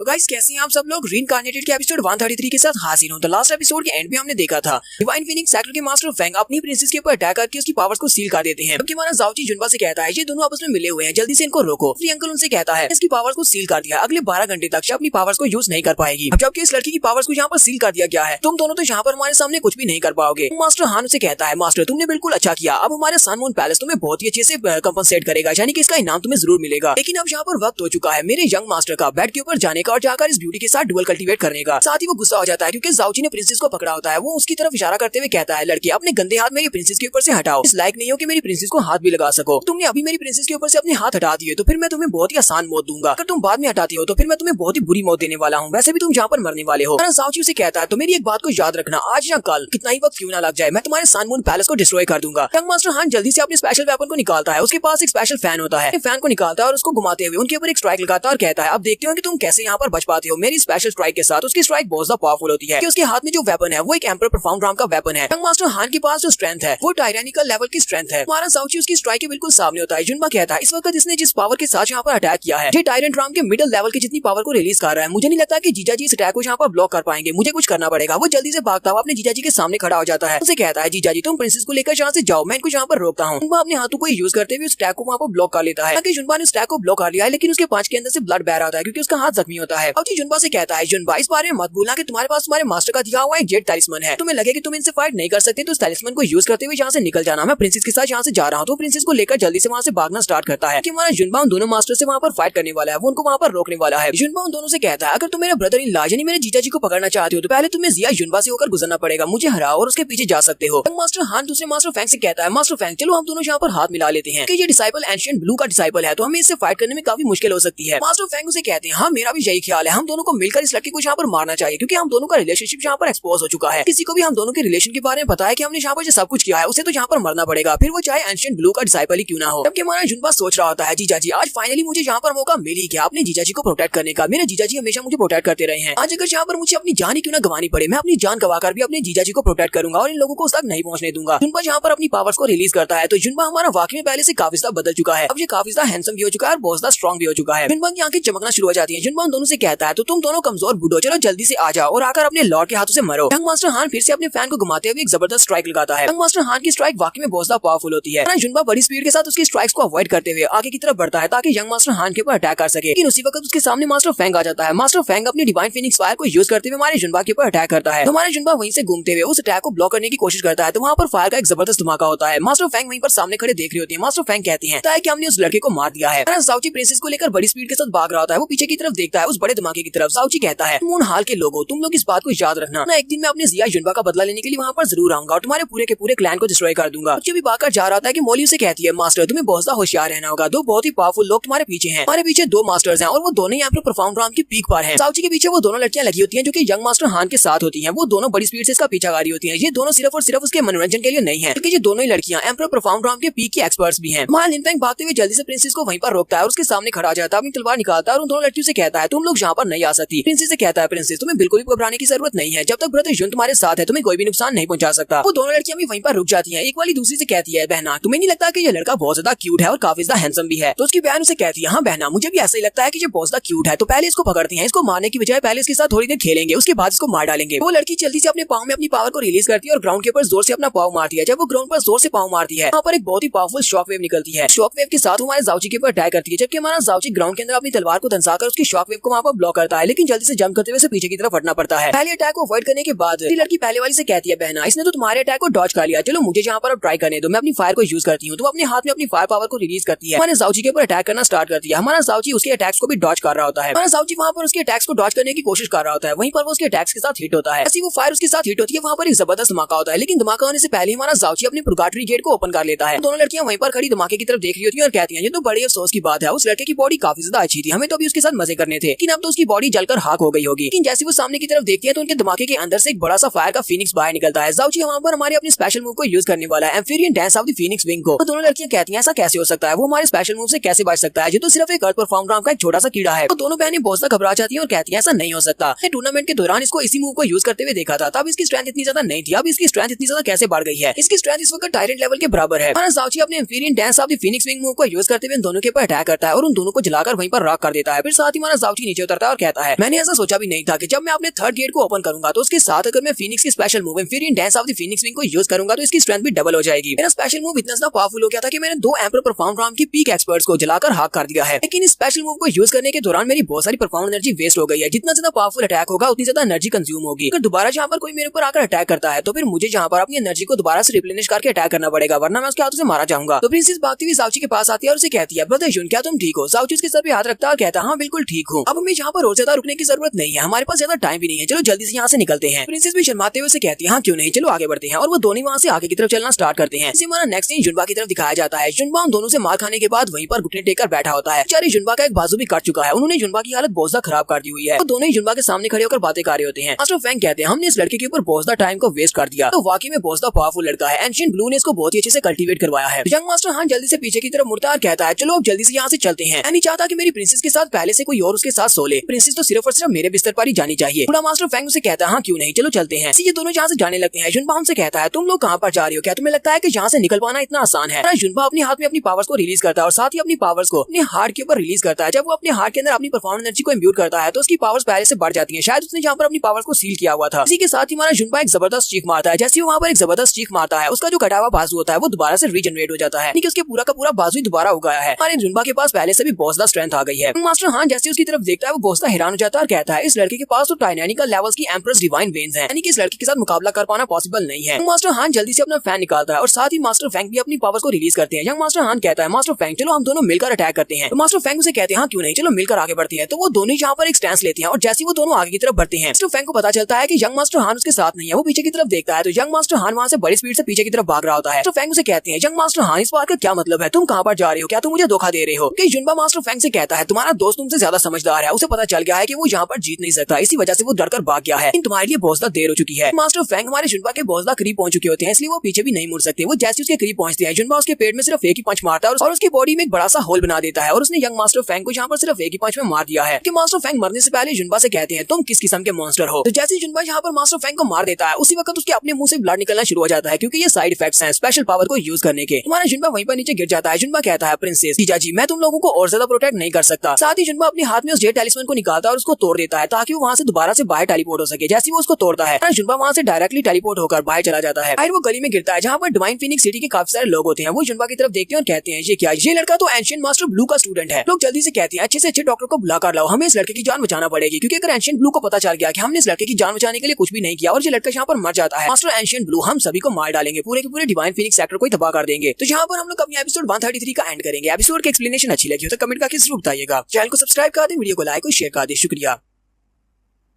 तो गाइस कैसे हैं आप सब लोग? रीइंकार्नेटेड के एपिसोड 134 के साथ हाजिर हूं। तो लास्ट एपिसोड के एंड पे हमने देखा था जुनबा फाइट करते हुए काफी ज्यादा जख्मी हो जाता है और अपनी ट्रांसमिशन जेट को यूज करते हुए जल्दी से उस आर्क के अंदर से बाहर निकल आता है। इस एपिसोड की शुरुआत में हमारे जाउची और प्रिंसेस का सीन दिखाया जाता है, क्योंकि प्रिंसेस और जाउची दोनों अभी भी प्रीमोर्डियल आर्क के अंदर ही हैं। वो दोनों अभी भी भाग रहे होते हैं। लगते हुए मोली जाउची से कहती है जाउची तुम्हें बहुत ज्यादा होशियार रहना होगा, तुम्हारे ग्राउंड के नीचे से कोई चीज निकलने वाली है। तो जाउची जल्दी से जंप करते हुए साइड पर हट जाता है। तो उसी वक्त ग्राउंड के नीचे से एक बड़ा सा सांप निकलता है। वो बड़ा सा सांप इन दोनों को खाने की कोशिश करता है। जाउची ऊपर की तरफ जंप करता है ताकि वो उसे अवॉइड कर सके। जाउची जब वहाँ से जंप लगाता है तो उसने प्रिंसेस जुएर को पकड़ा होता है। वो उसे उठाकर जंप लगा रहा होता है और उसे कहता है प्रिंसेस इसने हमारे पास स्नीक अटैक किया है, लेकिन तुम्हें परेशान होने की जरूरत नहीं है, तक मैं तुम्हें कुछ भी नहीं होने दूंगा, मैं तुम्हें बचाऊंगा। लेकिन प्रिंसेस उसे आगे से कोई भी जवाब नहीं दे रही होती, जबकि उसका चेहरा बहुत ज्यादा लाल होता जा रहा होता है। जाउची प्रिंसेस जुएर से कहता है जुएर क्या हुआ, तुम आगे से जवाब क्यों नहीं दे रही? क्योंकि प्रिंसेस उसे कहती है ब्रदर जुन जरा अपने हाथ की तरफ देखो, तुम्हारा हाथ कहाँ पर है? जब अपने हाथ की तरफ देखता है तो उसका हाथ उसकी चेस्ट के ऊपर होता है। जाउची कहता है ये मैंने क्या कर दिया? जल्दी से पीछे की तरफ हटता है। प्रिंसेस जुएर से कहता है प्लीज मुझे माफ करना, मैं तो सिर्फ तुम्हारी जान बचाने के लिए ऐसा कर रहा था। उस स्नेक ने अचानक से अटैक कर दिया, इसी वजह से मुझे तुम्हें इसी तरह उठाकर वहाँ से जंप करना पड़ा। ये सब कुछ जानबूझकर नहीं किया।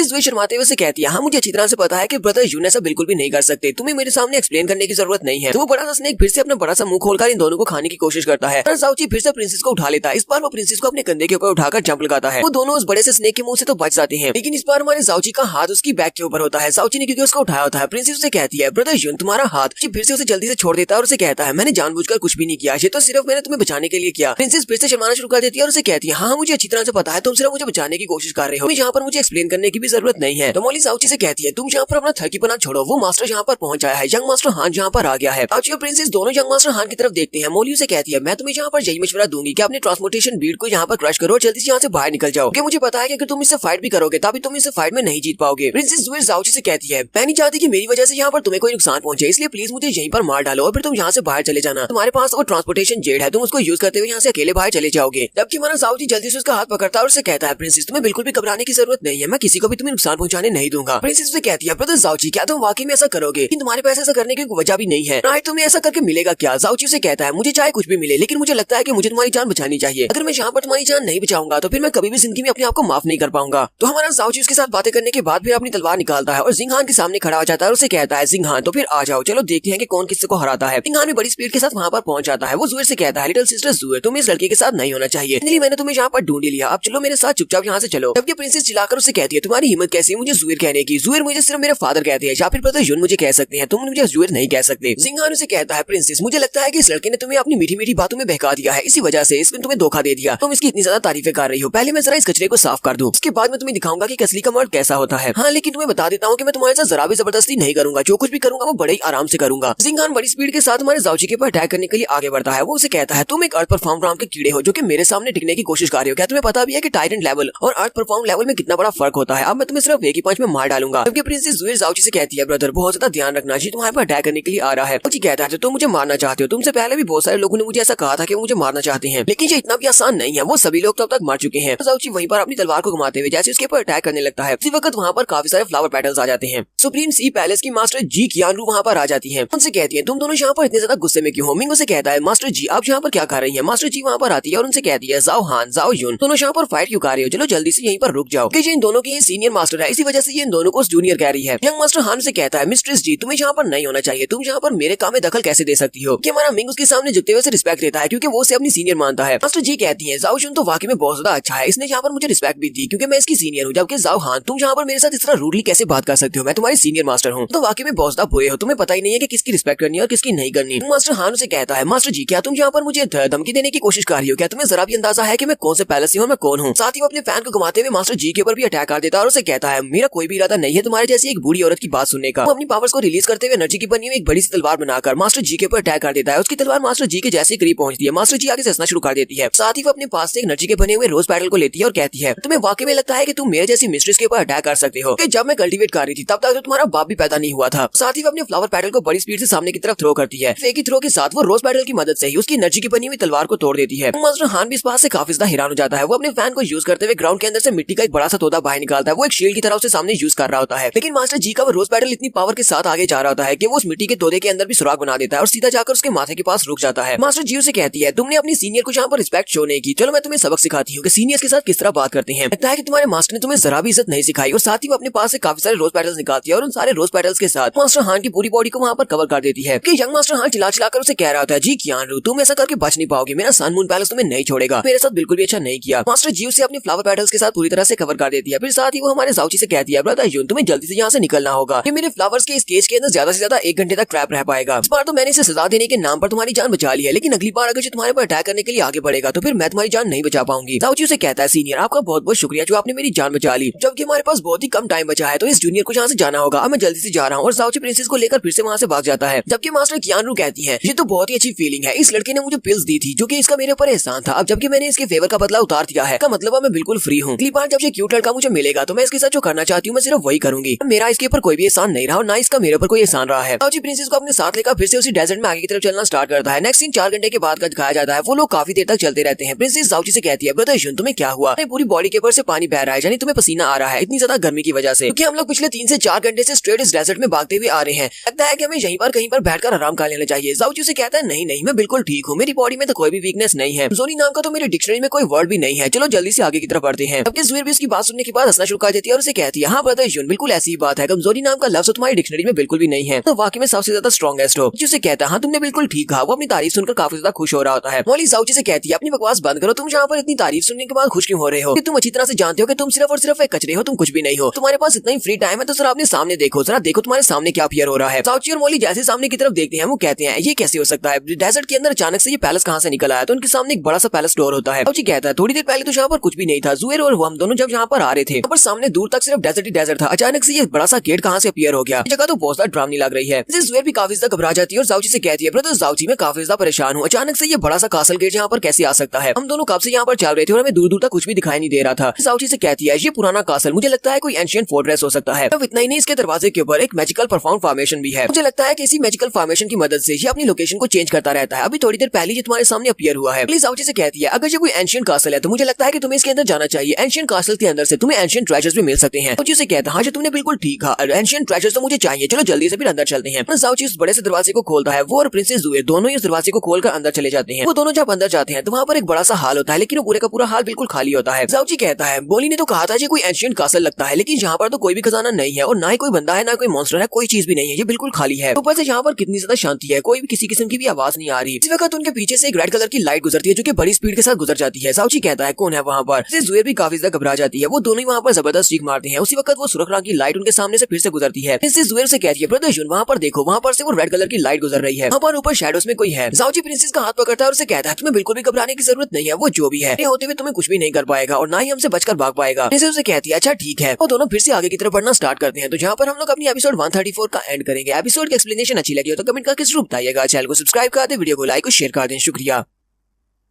तो गाइस कैसे हैं आप सब लोग, रीइंकार्नेटेड के एपिसोड 135 के साथ हाजिर हो। तो लास्ट एपिसोड के एंड पे हमने देखा था जाउची और प्रिंसेस ज़ुएर दोनों इस कासल के अंदर चले जाते हैं। उन्हें लगता है कि उन्हें वहां पर खजाना मिलने वाला है, लेकिन जैसे वो लोग वहां पर जाते हैं तो उन्हें वहां पर रेड कलर की लाइट दिखाई देती है जो कि बड़ी स्पीड के साथ उनके पास से गुजर रही होती है। प्रिंसेस काफी ज्यादा घबरा जाती है, जबकि मिंग उसे कहता है तुम्हें डरने की जरूरत नहीं है जब तक मैं तुम्हारे साथ हूँ। वो दोनों ही चलते हुए आगे की तरफ बढ़ते हैं। वो चीज फिर से उनके पास से गुजरती है। मिंग कहता है कौन है जहाँ पर, क्योंकि प्रिंसेस और भी ज्यादा घबरा जाती है। फिर प्रिंसेस सामने की तरफ इशारा करते हुए कहती है ब्रदर यून वहाँ पर देखो, वो सुर्ख रंग की लाइट वहाँ पर है और वो बड़ी स्पीड से गुजर रही है। उसके सामने खड़ा हो जाता है और कहता है प्रिंसेस तुम्हें बिल्कुल भी डरने की जरूरत नहीं है, वो जो भी चीज है ना तो हमें नुकसान पहुंचा सकती है और ना ही हमसे दूर भाग सकती है, हम उसको पकड़ लेंगे। तो कहती है हाँ ब्रदर यून तुम ऐसा कर सकते हो। और वो दोनों फिर से आगे चलना स्टार्ट करते हैं। तो वो दोनों सीढ़ियां चढ़ते हुए सेकंड फ्लोर पर पहुंच जाते हैं। मिंग कहता है अब तो यहाँ पर वो रेड कलर की लाइट भी नहीं है जो कि बड़ी स्पीड से इधर उधर घूम रही थी। ऊपर से यहाँ पर इस फ्लोर के ऊपर तो बहुत सारे दरवाजे हैं, बस फ्लोर के ऊपर इतने ज्यादा डोर्स नहीं थे जितने ज्यादा यहाँ पर है। तो वो दोनों वहीं पर एक दरवाजे को ओपन करते हैं और उस दरवाजे से अंदर जाते हैं। तो वहाँ पर काफी अच्छा बिस्तर लगा होता है, वो काफी अच्छा रूम होता है। जाउची प्रिंसेस ज़ुएर से कहता है चलो हम दोनों थोड़ी देर के लिए यहीं पर रेस्ट कर लेते हैं क्योंकि हम लोग काफी ज्यादा थक चुके हैं। प्रिंसेस ज़ुएर से कहती है हाँ क्यों नहीं, चलो यहीं वहीं पर रेस्ट करते हैं। तो दोनों वहाँ पर उस रूम के अंदर चले जाते हैं। जैसे वो लोग अंदर जाते हैं तो मिंग के कान में आवाज आती है। कोई उसे कहता है कौन हो तुम। जल्दी से पीछे की तरफ घूमता और कहता है जहाँ पर कोई तो है जो कि हमें आवाज दे रहा है। उसी वक्त पीछे का दरवाजा भी बंद हो जाता है। तो जाओची प्रिंसेस ज़ुएर से कहता है प्रिंसेस क्या तुमने यहाँ पर अभी भी किसी की आवाज सुनी। प्रिंसेस उसे कहती है नहीं मैंने तो यहाँ पर किसी की भी आवाज नहीं सुनी। वो दोनों वहीं पर चेस के ऊपर बैठ जाते हैं। जाओची प्रिंसेस ज़ुएर से कहता है लगता है कि थकान की वजह से मेरा सर घूम रहा है, इसी वजह से मुझे यहाँ पर अजीब सी आवाजें आ रही हैं। ये दोनों यहीं पर बैठकर फिर से गप्पे लगाना शुरू कर देते हैं। प्रिंसेस से कहती है ब्रदर यून मैं वाकई में बोझदा खुश हूँ यहाँ पर तुमसे मिली। जाओची से कहता है हाँ ये बात तो मेरे लिए भी है, मैं भी बोझदा खुश हूँ। हाँ जी प्रिंसेस से कहती है क्या तुम्हें पता है ग्रेट एल्डर ने वहाँ पर मेरे पर अटैक करके मेरी पावर्स को सील किया है। ग्रेट एल्डर मेरे साथ हमेशा ही बहुत ही अच्छे से पेश आते थे। जब से मैं पैदा हुई हूँ तब से हमारे सेक्टर के ग्रेट एल्डर रहे हैं। मेरे साथ वो हमेशा से बहुत ज्यादा अच्छे थे ताकि उन्होंने मुझे बहुत कुछ सिखाया। आज मुझे जो कुछ भी पता है वो सब कुछ मुझे ग्रेट अंकल ने सिखाया है। लेकिन आज से 3 साल पहले हमारे लॉर्ड फीनिक्स गार्ड वो जहाँ से चले गए यानी कि वो मर गए। क्योंकि मिंग उसकी बात सुनने के बाद सोच रहा होता है तो मेरा शक बिल्कुल ठीक निकला। मैंने भी सुना था डिवाइन फीनिक्स गार्ड अब नहीं रहा, वो जा चुका है। बात तो वाकई में सच है कि इनका डिवाइन फीनिक्स गार्ड अब खत्म हो चुका है। प्रिंसेस मिंग से कहती है और उस दिन के बाद से मेरे फादर ने मुझे कमरे के अंदर बंद कर दिया, बाहर नहीं निकलने देते और किसी से भी मिलने नहीं देते। हमेशा मेरी सिक्योरिटी का पूरा बंदोबस्त करते हैं ताकि मुझे कोई भी नुकसान न पहुंचा सके। और उसके बाद मेरी मुलाकात तुम्हारे साथ हुई। जब मैं तुमसे मिली तब मुझे पता चला कि दुनिया कितनी ज्यादा बड़ी है और कितनी खूबसूरत है। मिंग उसे कहता है प्रिंसेस ज़ुएर जब तक तुम चाहो मैं तब तक तुम्हारे साथ रह सकता हूँ। तो मुझे जाने का नहीं कहोगी तो मैं तुम्हें कभी भी छोड़कर नहीं जाऊंगा। प्रिंसेस भी आगे से बहुत खुश हो जाती है और मिंग से कहती है तो इसका मतलब ये है कि अब हम दोनों एक साथ रह सकते हैं, चाहे हम दोनों एक दूसरे के साथ रह पाएंगे। साथ ही प्रिंसेस ब्रदर जाओची से कहती है ब्रदर जाओची मुझे ये बताओ तुम दूसरे डिवाइन फीनिक्स गार्ड के साथ कैसे मिले, क्या तुम भी किसी डिवाइन फीनिक्स गार्ड से मिल चुके हो। हमारा जाओची उसे यहाँ पर सारी की सारी कहानी सुना देता है कि कैसे वो डिवाइन फीनिक्स गार्ड से मिला और उसके ट्रायल को पास करने के बाद उसकी पावर्स मिली। 1 घंटे के बाद का सीन दिखाती है तो प्रिंसेस उसकी बातें सुनते उसने वहीं पर सो जाती है। मिंग उसके ऊपर कंबल उड़ा रहा होता है और वहीं पर बैठा होता है कि उसी वक्त उसे फिर से आवाज आती है। कोई कहता है हिवनली पॉइजनस बीड। जाओची ने हिवनली पॉइजनस बीड के अंदर से अभी भी कंबल को निकाला था, इसी वजह से वो जहाँ पर जो कोई भी चीज होती है वो उसका नाम पुकारती है। फिर से पीछे की तरफ घूमता कहता है कौन है जहाँ पर। तो मोली उसका मजाक उड़ाते हुए कहती है कि तुमने जहाँ पर फिर से किसी की आवाज सुनी है, अगर ये तुम्हारी कोई हेलुसिनेशन नहीं है तो फिर इसका मतलब यही है कि ये किसी की बची हुई आत्मा का टुकड़ा होगा कि जहाँ पर तुम्हें काफी ज्यादा इंटरेस्ट ले रहा है। हो सकता है कि वो तुम्हें खाना चाहता हो और साथ ही वो हंसना शुरू कर देती है। नेक्स्ट सीन थोड़ी देर के बाद का दिखाया जाता है। प्रिंसेस नींद से उठती है तो ब्रदर यून से कहती है ब्रदर यून मुझे ये बताओ कि मैं कितनी देर तक यहाँ पर जाग रही थी, तो क्या तुम सोए या नहीं। जाओची से कहता है मैं इस बारे में कैसे भूल सकता हूँ, मुझे तो टाइम का जरा भी अंदाजा नहीं रहा। वो मोली से कहता है मोली मुझे बताओ कि हमें यहाँ पर इस प्रोफाउंड आर्क में आए हुए कितना टाइम गुजर चुका है। मोली जाओची से कहती है मुझे लगता है कि तुम्हें यहाँ पर इस प्रोफाउंड आर्क में आए हुए 11 घंटे गुजर चुके हैं। जाओची ये बात सुनते ही एक जोरदार चीख मारता और कहता है ऐसा कैसे हो सकता है, ये प्रोफाउंड आर्क एरिया तो सिर्फ 24 घंटे के लिए ओपन है, 11 घंटे तो पहले गुजर चुके हैं और मुझे भी यहाँ पर कोई भी ट्रेजर नहीं मिला। मैं तो यहाँ पर खजाना ढूंढने के लिए आया था लेकिन तो यहाँ पर तो कुछ भी नहीं है। जाओची प्रिंसेस से कहता है प्रिंसेस चलो जल्दी से यहाँ से बाहर निकलते हैं। यहाँ पर आने से पहले सीनियर मास्टर ब्लू ने मुझसे कहा था अब ये डिवाइन आर्क का एरिया क्लोज होने वाला होगा तो हमें यहाँ से बाहर टेलीपोर्ट किया जाएगा, लेकिन इससे पहले हम किसी भी कैसल या फिर किसी बंद रूम में नहीं हो सकते। अगर हम लोग किसी बंद रूम में रहेंगे इसी वक्त प्रोफाउंड आर्क का एरिया क्लोज हो गया तो हम लोग हमेशा के लिए यहीं पर टाइम और स्पेस की टनल में फंस जाएंगे। ऐसा भी हो सकता है कि हम लोग अपनी बाकी की सारी जिंदगी इसी स्पेस टनल के अंदर ही फंसे रह जाएंगे। इसी वजह से चलो जल्दी से इस रूम को छोड़कर बाहर निकलते हैं।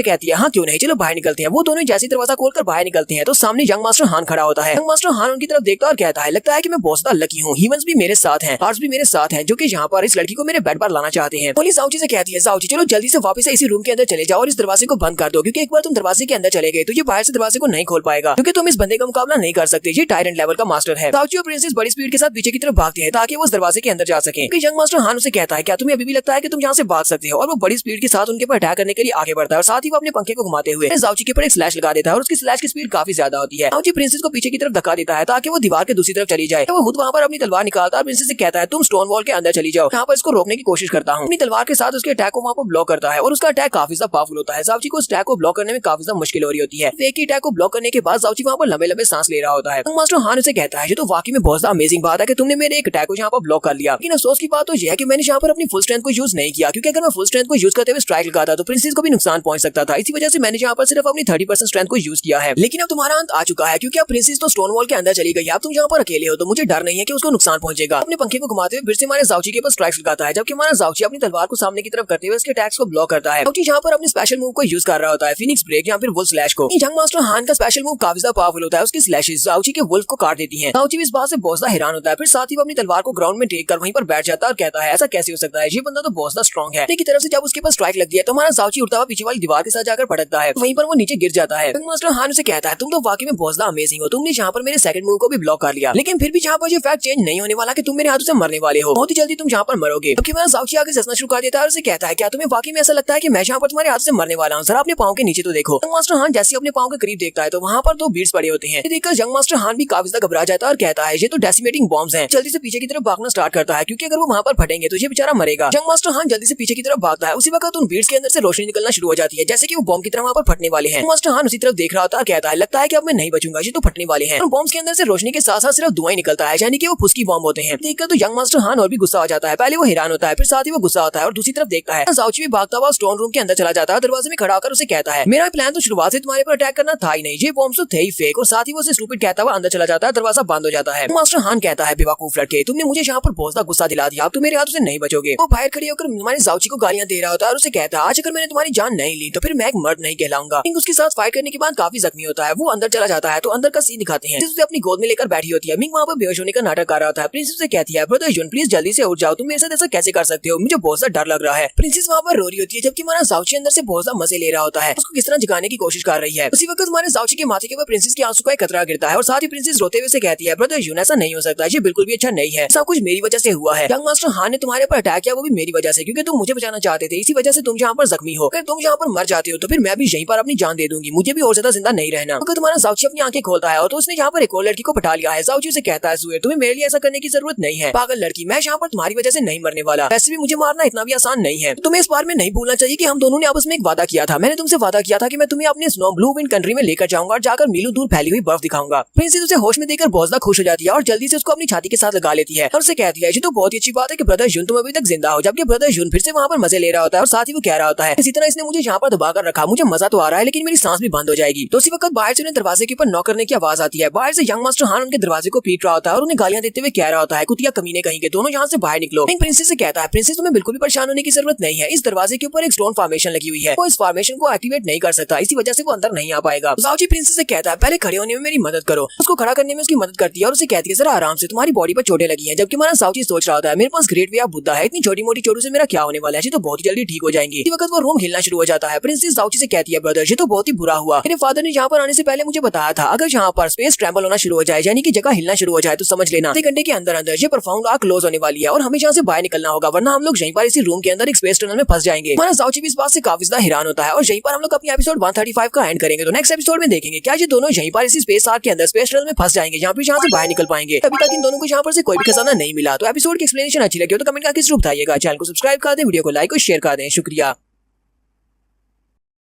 तो गाइस कैसे हैं आप सब लोग, रीइंकार्नेटेड के एपिसोड 136 के साथ हाजिर हूं। तो लास्ट एपिसोड के एंड पे हमने देखा था जाओची और प्रिंसेस इस प्रोफाउंड आर्क के अंदर होते हैं, वो ट्रैवल करना शुरू कर देती है क्योंकि अब बहुत ही जल्दी वो यहाँ से गायब होने वाली है, यानी कि इन दोनों को वहाँ से बाहर निकाल दिया जाएगा। लेकिन अगर प्रिंसेस और जाओची दोनों ही उस बंद कमरे के अंदर रहे तो ये दोनों वहाँ से बाहर नहीं निकल पाएंगे, बल्कि हमेशा के लिए इसी टाइम ट्रेवलेंस के अंदर ही फंस जाएंगे। तो यंग मास्टर हान जो कि बाहर खड़ा होता है वो अंदर तो नहीं आ सकता क्योंकि वहाँ पर प्रोफाउंड एनर्जी की फॉर्मेशन होती है, इसी वजह से वो दरवाजे को ओपन नहीं कर पाता। तो वहाँ पर अपनी पावर्स को यूज करते हुए दरवाजे के बाहर एक लॉक लगा देता है। वो कहता है, प्रिंसेस ज़ुएर, अब जबकि तुम्हें मैं हासिल नहीं कर सकता तो फिर तुम्हें कोई भी हासिल नहीं कर पाएगा, तुम भी यहीं पर इस लड़के के साथ ही मरोगी। दरवाजे के बाहर एक सील लगा देता है जिससे वो दरवाजा वहीं पर कंप्लीटली ब्लॉक हो जाता है। जाओची उस दरवाजे को अंदर से ओपन करने की कोशिश करता है लेकिन उस दरवाजे को ओपन नहीं कर सकता क्योंकि यंग मास्टर हान ने उसे बाहर से सील कर दिया है। मोली जाओची से कहती है, वो बंदा तो बहुत बड़ा कमीना निकला, उसने वहाँ पर एक बहुत ही फॉरबिडन लॉ को यूज किया है जिससे उसने दरवाजे को सील कर दिया है। अगर तुम्हारे पास टायरेंट लेवल की पावर्स नहीं है तुम इस दरवाजे को ओपन नहीं कर पाओगे, इसलिए बाहर भी नहीं जा सकते। तो जाओची प्रिंसेस से कहता है, तो इसका मतलब यह है कि आप हमारे सामने सिर्फ और सिर्फ एक डेड एंड है, हम यहाँ से नहीं निकल सकते। मोली उसे कहती है, नहीं ऐसा भी नहीं है क्योंकि तुम्हारे पास वो ट्रांसपोर्टेशन जेट है, टेलीपोर्टेशन जेट, जिसको तुम यूज करके यहाँ से निकल सकते हो। लेकिन अफसोस उस टेलीपोर्टेशन जेट को यूज करके सिर्फ एक इंसान यहाँ से निकल सकता है, तुम्हें यहाँ से निकलना होगा। प्रिंसेस को यहीं पर छोड़ दो। हमारे यहाँ से निकल जाने के बाद प्रिंसेस हमेशा के लिए इसी आर्क के अंदर फंसी रह जाएगी। जाओची कहता है, तो फिर ठीक है, मुझे उसी टेलीपोर्टेशन बील्ड को यूज करना पड़ेगा। तो आप सभी को भी अंदाजा हो गया होगा कि जाओची उस टेलीपोर्टेशन बील्ड को किस पर यूज करेगा, चाहे ये कितना ही बड़ा ठगी क्यों ना हो। ये लड़कियों के मामले में बहुत ज्यादा अच्छा है, ये यहाँ पर इस लड़की की जान बचाने के लिए ऐसा जरूर करेगा। तो प्रिंसेस ज़ुएर से कहता है, प्रिंसेस ज़ुएर क्या तुम्हें डर लग रहा है? वो से कहती है, नहीं मुझे बिल्कुल भी डर नहीं लग रहा, जब तक ब्रदर युन मेरे साथ है मुझे डरने की क्या जरूरत है। इसी वक्त फिर से वो आर्क खिलना शुरू हो जाती है। मोली उसे कहती है, क्या तुम अभी भी यहाँ पर हिचकिचा रहे हो? चलो जल्दी से इस बीड को यूज करो, तुम्हारे पास सिर्फ 10 सेकंड्स का टाइम है। 10 सेकंड्स के अंदर अगर तुमने उस बीड को यूज करते हुए यहाँ से बाहर नहीं निकले तो तुम हमेशा के लिए इसी टाइम प्लेट के अंदर फंस जाओगे। जाओची उसे कहता है, ठीक है मुझे समझ आ गई। वो जल्दी से अपनी पावर्स को रिलीज करते हुए दोनों उंगलियों को प्रिंसेस के माथे पर लगाता है और उसे कहता है, मेरे पास जो बाकी की 2 स्टेजेस थी वर्ल्ड और फीनिक्स की, तो तुम्हारे माथे में उनको ट्रांसफर कर रहा हूँ, तुम बहुत ही जल्दी इनको मास्टर कर लोगे। इस तरह तुम्हारे पास पूरी की पूरी 6 स्टेजेस हो जाएंगी। मुझे पता है कि तुम बहुत ज्यादा स्मार्ट हो, तुम बहुत ही जल्दी इसको भी सीख लोगी। साथ ही वो उसे कहता है, तुम्हें इस बात को अच्छी तरह से याद रखना होगा जो भी मैं तुमसे कहने वाला हूँ। उसे कहती है, हाँ मैं तुम्हारे अल्फाज को हमेशा याद रखूंगी, मुझे बताओ कि तुम क्या कहना चाहती हो। जाओची उसे कहता है, तुम भी बात अच्छी तरह से जानती हो कि फीनिक्स गार्ड अब जा चुका है। फीनिक्स गार्ड के जाने की वजह से अब तुम्हारा डिवाइन फीनिक्स गार्ड पहले की तरह पावरफुल नहीं रहा, लेकिन इस रैंकिंग टूर्नामेंट में तुमने अपनी पावर्स को शो करवाया था, तुम सभी को शो करवाया है कि तुम हाफ गॉड स्टेज पर हो, यानी कि तुम एक गॉडेस बनने वाली हो। वजह से चारों बड़ी सैक्रेड लैंड्स तुम्हारे पर अटैक कर सकती हैं या फिर तुमसे तुम्हारी पावर्स छीनने की कोशिश कर सकती हैं। तुम्हें किसी के ऊपर भी भरोसा नहीं करना, अपने बाप के अलावा किसी के ऊपर भरोसा मत करना, चाहे कोई कुछ भी कहे। प्रिंसेस उसे कहती है, ब्रदर जिस तरह तुम मुझसे बात कर रहे हो मुझे अब काफी तक घबराहट हो रही है। मुझे ऐसा क्यों लगता है कि जैसे तुम यहाँ पर रुकने वाली हो और मैं यहाँ से जाने वाली हूँ। जाओची उसे कहता है तुम्हें बिल्कुल परेशान होने की जरूरत नहीं है, मैंने तुमसे वादा किया था कि मैं तुम्हें अपनी कंट्री में लेकर जाऊंगा और तुम्हें बर्फ दिखाऊंगा। मेरे वादे को याद रखना, सिर्फ 3 साल मेरा इंतजार करना, 3 साल के बाद मैं तुम्हारे पास आऊंगा। 3 साल तक तुम्हें बहुत ज्यादा प्रैक्टिस करना होगा, अपने आप को स्ट्रॉन्ग बनाना होगा। ये इंतजार करना, मैं बहुत ही जल्दी तुम्हारे पास आऊंगा। साथ ही वो अपनी बीट को उसके हाथ में पकड़ाते हुए उसको एक्टिवेट कर देता है, जिससे प्रिंसेस वहाँ से बाहर की तरफ निकल जाती है, वो टेलीपोर्ट हो जाती है। जाओची वहीं पर उसी कश्ती के अंदर फंसा रह जाता है। वहाँ से जाते हुए एक जबरदस्त चीख मारती है और कहती है नहीं ऐसा नहीं हो सकता, तुम यहाँ पर नहीं रह सकते। लेकिन वो क्या कर सकती है क्योंकि बीट को तो एक्टिवेट किया जा चुका है, उसे वहाँ से बाहर निकलना ही है। नेक्स्ट सीन बाहर का दिखाते हैं, फिनिक्स सेक्टर के पैट्रियार्च खड़े होते हैं जबकि उसके साथ मास्टर एंशिएंट ब्लू होते हैं। फिर फादर कहते हैं पता नहीं वहाँ पर क्या हो रहा होगा, ग्रेट एल्डर भी वहीं पर है लेकिन ज़ुएर अभी तक वापस नहीं आई और ना ही ग्रेट एल्डर अभी तक वापस आए हैं। एंशिएंट ब्लू से कहते हैं सेक्टर लीडर तुम्हें ज्यादा परेशान होने की जरूरत नहीं है, मेरा डिसाइबल भी वहीं पर है। मेरा डिसाइबल जुनबा वो भी बहुत स्ट्रॉन्ग है लेकिन वो अभी तक बाहर नहीं आ सका। मुझे लगता है कि अंदर उन सभी लोगों को काफी ज्यादा अलग सिचुएशन का सामना करना पड़ रहा होगा, इसी वजह से वो अलग अलग बाहर निकलेंगे। कि ना परेशान हो, सभी लोग जल्दी ही बाहर निकल आएंगे। इसी वक्त एक नौकर भागता हुआ वहाँ पर आता है और मास्टर एंशिएंट ब्लू से कहता है सर मैं आपको एक बात बताना चाहता हूँ, असल में आपका डिसाइबल हमारी इस प्रोफाउंड आर्क के अंदर जाने के 2 घंटे के बाद ही बाहर निकल आया था, लेकिन वो काफी ज्यादा बुरी हालत में था, यानी कि वो बहुत ज्यादा जख्मी था। उसने अपने ट्रांसपोर्टेशन जेट को यूज करते हुए बाहर निकला था। इसके बाद हमने उसे डॉक्टर के पास भेज दिया ताकि उसका इलाज किया जा सके। मास्टर एंशिएंट ब्लू इस बात से काफी ज्यादा हैरान होते हैं और कहते हैं क्या वाकई में जुनबा बाहर आ गया, लेकिन ऐसा कैसे हो सकता है, मैंने तो उसे वहाँ पर एक्सप्लोरेशन के लिए भेजा था, फिर वो प्रोफाउंड आर्क के 2 घंटे के बाद ही यहाँ पर क्यों निकल आया। वो नौकर उनसे कहता है मुझे इस बारे में ज्यादा कुछ तो नहीं पता और ना ही मुझे ये पता है कि उसके साथ क्या हुआ है। उसकी बॉडी के ऊपर कोई भी जख्म नहीं है लेकिन उसकी हालत बहुत ज्यादा खराब है, उसकी प्रोफाउंड एनर्जी आधे से भी आधी रह चुकी है। उसकी बॉडी के अंदर जो स्ट्रेंथ है वो एक आम इंसान के बराबर की है। मास्टर एंशिएंट ब्लू बहुत ज्यादा घबरा जाते हैं और कहते हैं ठीक है मुझे भी वहाँ पर जाना पड़ेगा। वो मास्टर से कहते हैं मिस्टर फेंगकोंग मैं जा रहा हूँ अपने स्टूडेंट से मिलने के लिए, तुम यहीं पर इंतजार करो। और वो जल्दी से हॉस्पिटल की तरफ चले जाते हैं क्योंकि यंग मास्टर हान भी बाहर आ जाता है। यंग मास्टर हान कहता है तो इसका मतलब जिया जुनबा अभी तक मरा नहीं है, अब तो मेरी मुश्किल और भी ज्यादा बढ़ गई है। मुझे ना सिर्फ जी क्यानरू का मुंह बंद करवाना होगा लेकिन अब जिया जुनबा का मुंह भी बंद करवाना पड़ेगा। अगर उसने भी यहाँ पर बता दिया कि मैंने और ग्रेट एल्डर ने मिलकर ये सब कुछ करने की कोशिश की है तो मैं बड़ी मुश्किल में पड़ जाऊंगा। इसी वक्त वहाँ पर एक और फॉर्मेशन ओपन होती है। मास्टर जी क्यानरू वहाँ पर खड़ी होती है। वो कहती है ये तो प्रोफाउंड आर्क की ट्रांसफॉर्मेशन मैजिक नहीं है बल्कि ये तो ट्रांसपोर्टेशन जेट का मैजिक है। या जुनबा के पास भी इस तरह का एक बीट था जो कि मास्टर एंशिएंट ब्लू ने उसे दिया था। मुझे लगता है कि हमारे छोटे जुन ने उसने भी इस टेलीपोर्टेशन जेट को यूज करते हुए यहाँ से निकलने का फैसला किया है, तो इसने प्रिंसेस ज़ुएर को वहीं पर छोड़ दिया होगा। अगर मैं उसकी जगह पर होती तो मैं भी ट्रांसपोर्टेशन जेट को यूज करते हुए अकेले वहाँ से निकलती, इसको वहीं पर छोड़ देती। उसने बहुत ही अच्छा फैसला किया है। जैसी वो रिफॉर्मेशन वहाँ पर कंप्लीट होती है तो प्रिंसेस वहाँ पर होती है जबकि हमारा जाओची वहाँ पर नहीं होता। वहाँ से जी क्यानरू और भी ज्यादा हैरान होती है और कहती है ये बात तो और भी ज्यादा इंटरेस्टिंग है, मुझे ऐसा बिल्कुल भी नहीं लगा था। वो लड़का तो वाकई में बहुत ज्यादा इंटरेस्टिंग है, उसने इस लड़की की जान बचाने के लिए अपनी जान को दांव पर लगा दिया। उसने अपने इकलौते बीड़ को इस लड़की को देकर बाहर भेज दिया। ज़ुएर के फादर अपनी बेटी को देखकर बहुत ज्यादा खुश होते हैं। यंग मास्टर हान उसे देखते ही बहुत ज्यादा हैरान हो जाता है और साथ ही वो डर भी जाता है कि अब क्या होगा। ये तो जिंदा यहाँ पर आ गई है, अब ये सभी लोगों को बता देगी मेरी और मास्टर फेंग फीजू के बारे में। फादर भागते हुए अपनी बेटी के पास आते हैं लेकिन जैसे वो उसके करीब पहुंचते हैं उसी वक्त उन्हें पता चलता है कि अब उसकी बेटी की बॉडी के ऊपर फिनिक्स मैजिक को सील करने के लिए सील लगाई गई है और ये वाली सील तो सिर्फ उनकी फैमिली के लोग ही परफॉर्म कर सकते हैं। वो इस बात से बहुत ज्यादा हैरान होते हैं कि उनकी फैमिली के बाकी के जो लोग होते हैं उन सभी को भी वो सील दिखाई दे रही होती है। वो सभी लोग कहते हैं ऐसा कैसे हो सकता है, हमारी प्रिंसेस की बॉडी के ऊपर मैजिक को सील करने के लिए ये कर्स वाली सील किसने लगाई होगी। ये वाला मेथड तो सिर्फ और सिर्फ हमारी फिनिक्स फैमिली के लोगों को ही आता है। वाला मेथड हमारी फिनिक्स फैमिली के जो एल्डर है वो हमारे फिनिक्स के स्टूडेंट्स को देने के लिए यूज करते हैं जब भी कभी हमारे डिसाइपल्स कोई बहुत ही सीरियस मिस्टेक परफॉर्म करते हैं। ये वाली टेक्निक तो सिर्फ और सिर्फ ग्रेट एल्डर को ही आती है। वक्त ग्रेट एल्डर भी डिवाइन फिनिक्स आर्क के अंदर गए थे, क्या वाकई में ग्रेट एल्डर ने ये सब कुछ किया होगा। तो जल्दी से आगे बढ़ते हैं, प्रिंसेस से कहते हैं प्रिंसेस चलो जल्दी से मुझे बताओ कि वहाँ पर क्या हुआ था, डिवाइन फिनिक्स आर्क के अंदर तुम्हारे साथ क्या हुआ। प्रिंसेस ज़ुएर अपने फादर को सारी बात बता देती है। वो उनसे कहती है ग्रेट एल्डर ने हमें धोखा दिया है। ग्रेट एल्डर एक दूसरे इंसान के साथ मिलकर वहाँ पर उन्होंने मेरी पावर्स को सील कर दिया और मुझे उसे सौंपना चाहते थे और साथ ही उन्होंने हमारे पर अटैक किया। वो बार बार हमारे पर अटैक कर रहे थे। ब्रदर जुनबा ने वहाँ पर हमारी हेल्प की। ब्रदर जुनबा ने उन दोनों को रोकने की कोशिश की, ग्रेट एल्डर और दूसरे बंदे को, जबकि मैं और जाओची वहाँ से भाग गए और हम लोग एक रूम के अंदर जाकर छुप गए। लेकिन आखिरकार फिर से उस यंग मास्टर ने हम दोनों को पकड़ लिया और हमारे साथ बहुत ही बुरा हुआ। वहाँ पर प्रोफाउंड आर्क क्लोज होने वाली थी तो ब्रदर जाओची के पास जो आखिरी बचा हुआ बीड़ था उसने अपनी उस टेलीपोर्टेशन बीड़ को यूज करते हुए मुझे आर्क के अंदर से बाहर भेज दिया, जबकि वो हमेशा के लिए उसी प्रोफाउंड आर्क के अंदर फंस गया है। साथ ही प्रिंसेस वहाँ पर जोर जोर से रोना शुरू कर देती है। फादर बहुत ज्यादा गुस्सा हो जाते हैं और उसे कहते हैं मुझे बताओ तुम्हारे ग्रेट एल्डर के साथ दूसरा बंदा कौन था, किसने तुम्हारे साथ ये सब कुछ किया है। प्रिंसेस यंग मास्टर हान की तरफ इशारा करते हुए कहती है डैड ये वो बंदा था, इसी ने ये सब कुछ किया है। साथ ही वो यंग मास्टर हान से कहती है मेरे ब्रदर जाओची को मुझे वापस करो, तुम्हारी वजह से उसकी जान गई है। तो जल्दी से पीछे की तरफ घूमते हैं और कहते हैं तो मुझे लगा ही था कि ऐसा तुम ही कर सकते हो, तुम एक बहुत ही घटिया और कमीने इंसान हो। चलो जल्दी से मुझे इस बारे में एक्सप्लेनेशन दो कि तुमने मेरी बेटी के साथ ऐसा क्यों किया। तुम ऐसा नहीं करते और तुम्हारी कोई एक्सप्लेनेशन से मैं सेटिस्फाई नहीं होता तो फिर ठीक है, तुम इस डिवाइन फिनिक्स सिटी को छोड़कर नहीं जा पाओगे, तुम्हें यहीं पर मरना होगा। यंग मास्टर हान उसे कहता है मैं तो सिर्फ और सिर्फ आपकी बेटी का एक लवर हूँ और मैं एक जवान खून हूँ, इसलिए आप मेरी बात को समझ सकती हैं। मैं एक जवान लड़का हूँ, इसी वजह से आपकी बेटी के प्यार में पागल होकर ये सब कुछ कर रहा हूँ। जब आप मेरी उम्र में थे तो आपने भी इस तरह के बहुत सारे काम किए होंगे। जवानी में हम लोग ऐसे काम करते हैं, इसलिए मुझसे गलती हो गई, तो हर हाल में बस आपकी बेटी को हासिल करना चाहता था, इसलिए आप मेरी बात को तो समझ सकते हैं। इसके फादर उसे कहते हैं तो अगर मैं यहाँ पर तुम्हें जान से मार डालता हूँ तो मुझे ये बताओ क्या तुम्हारे सेक्टर के लोग इस बात को अंडरस्टैंड करेंगे कि मैंने तुम्हारी जान क्यों ली है। तुम्हारी हिम्मत कैसे भी मेरी बेटी के ऊपर गंदी नजर डालने की। यंग मास्टर हान भी आगे से हंसना शुरू कर देता है और उसे कहता है क्या तुम्हें वाकई में लगता है कि तुम मुझे मार सकते हो। तुम्हारा डिवाइन फिनिक्स सेक्टर अब कुछ भी नहीं है, जबकि तुम्हारा फिनिक्स गार्ड जा चुका है। फिनिक्स गार्ड के बिना तुम लोग कुछ भी नहीं कर सकते। साथ ही वहाँ पर वो सभी लोगों के सामने ये बात कर देता है। वो उसे कहता है मुझे लगता है कि तुम्हें अपने नाम के साथ गॉड फैंगकॉन्ग का लफ्ज हटा देना चाहिए, क्योंकि तुम्हारे नाम के साथ अब गॉड का लफ्ज फिट नहीं रहता। मेरे पास अब डिवाइन फीनिक्स गॉड की पावर्स नहीं है, अब तुम लोग सिर्फ डिवाइन फीनिक्स पावर वाले सेक्टर वाले ले गए हो। यहाँ पर जितने भी ग्रेट एल्डर्स होते हैं वो सभी लोग चिल्लाकर उसे कहती है बकवास बंद करो, ये तुम कैसी बात कर रहे हो। तो यहाँ पर सिर्फ हमारे सेक्टर के बारे में अफवाहें फैला रहे हो। हमारे डिवाइन फीनिक्स गॉड अभी तक जिंदा है, वो कहीं पर भी नहीं गए, वो अपने डिवाइन फीनिक्स सेक्टर को छोड़कर कैसे जा सकते हैं। तुम यहाँ पर झूठ बोल रहे हो। तो यहाँ पर हम लोग अपनी एपिसोड 136 का एंड करेंगे। एपिसोड की एक्सप्लेनेशन अच्छी लगी हो तो कमेंट करके जरूर बताइएगा। चैनल को सब्सक्राइब कर दे, वीडियो को लाइक और शेयर कर दें। शुक्रिया।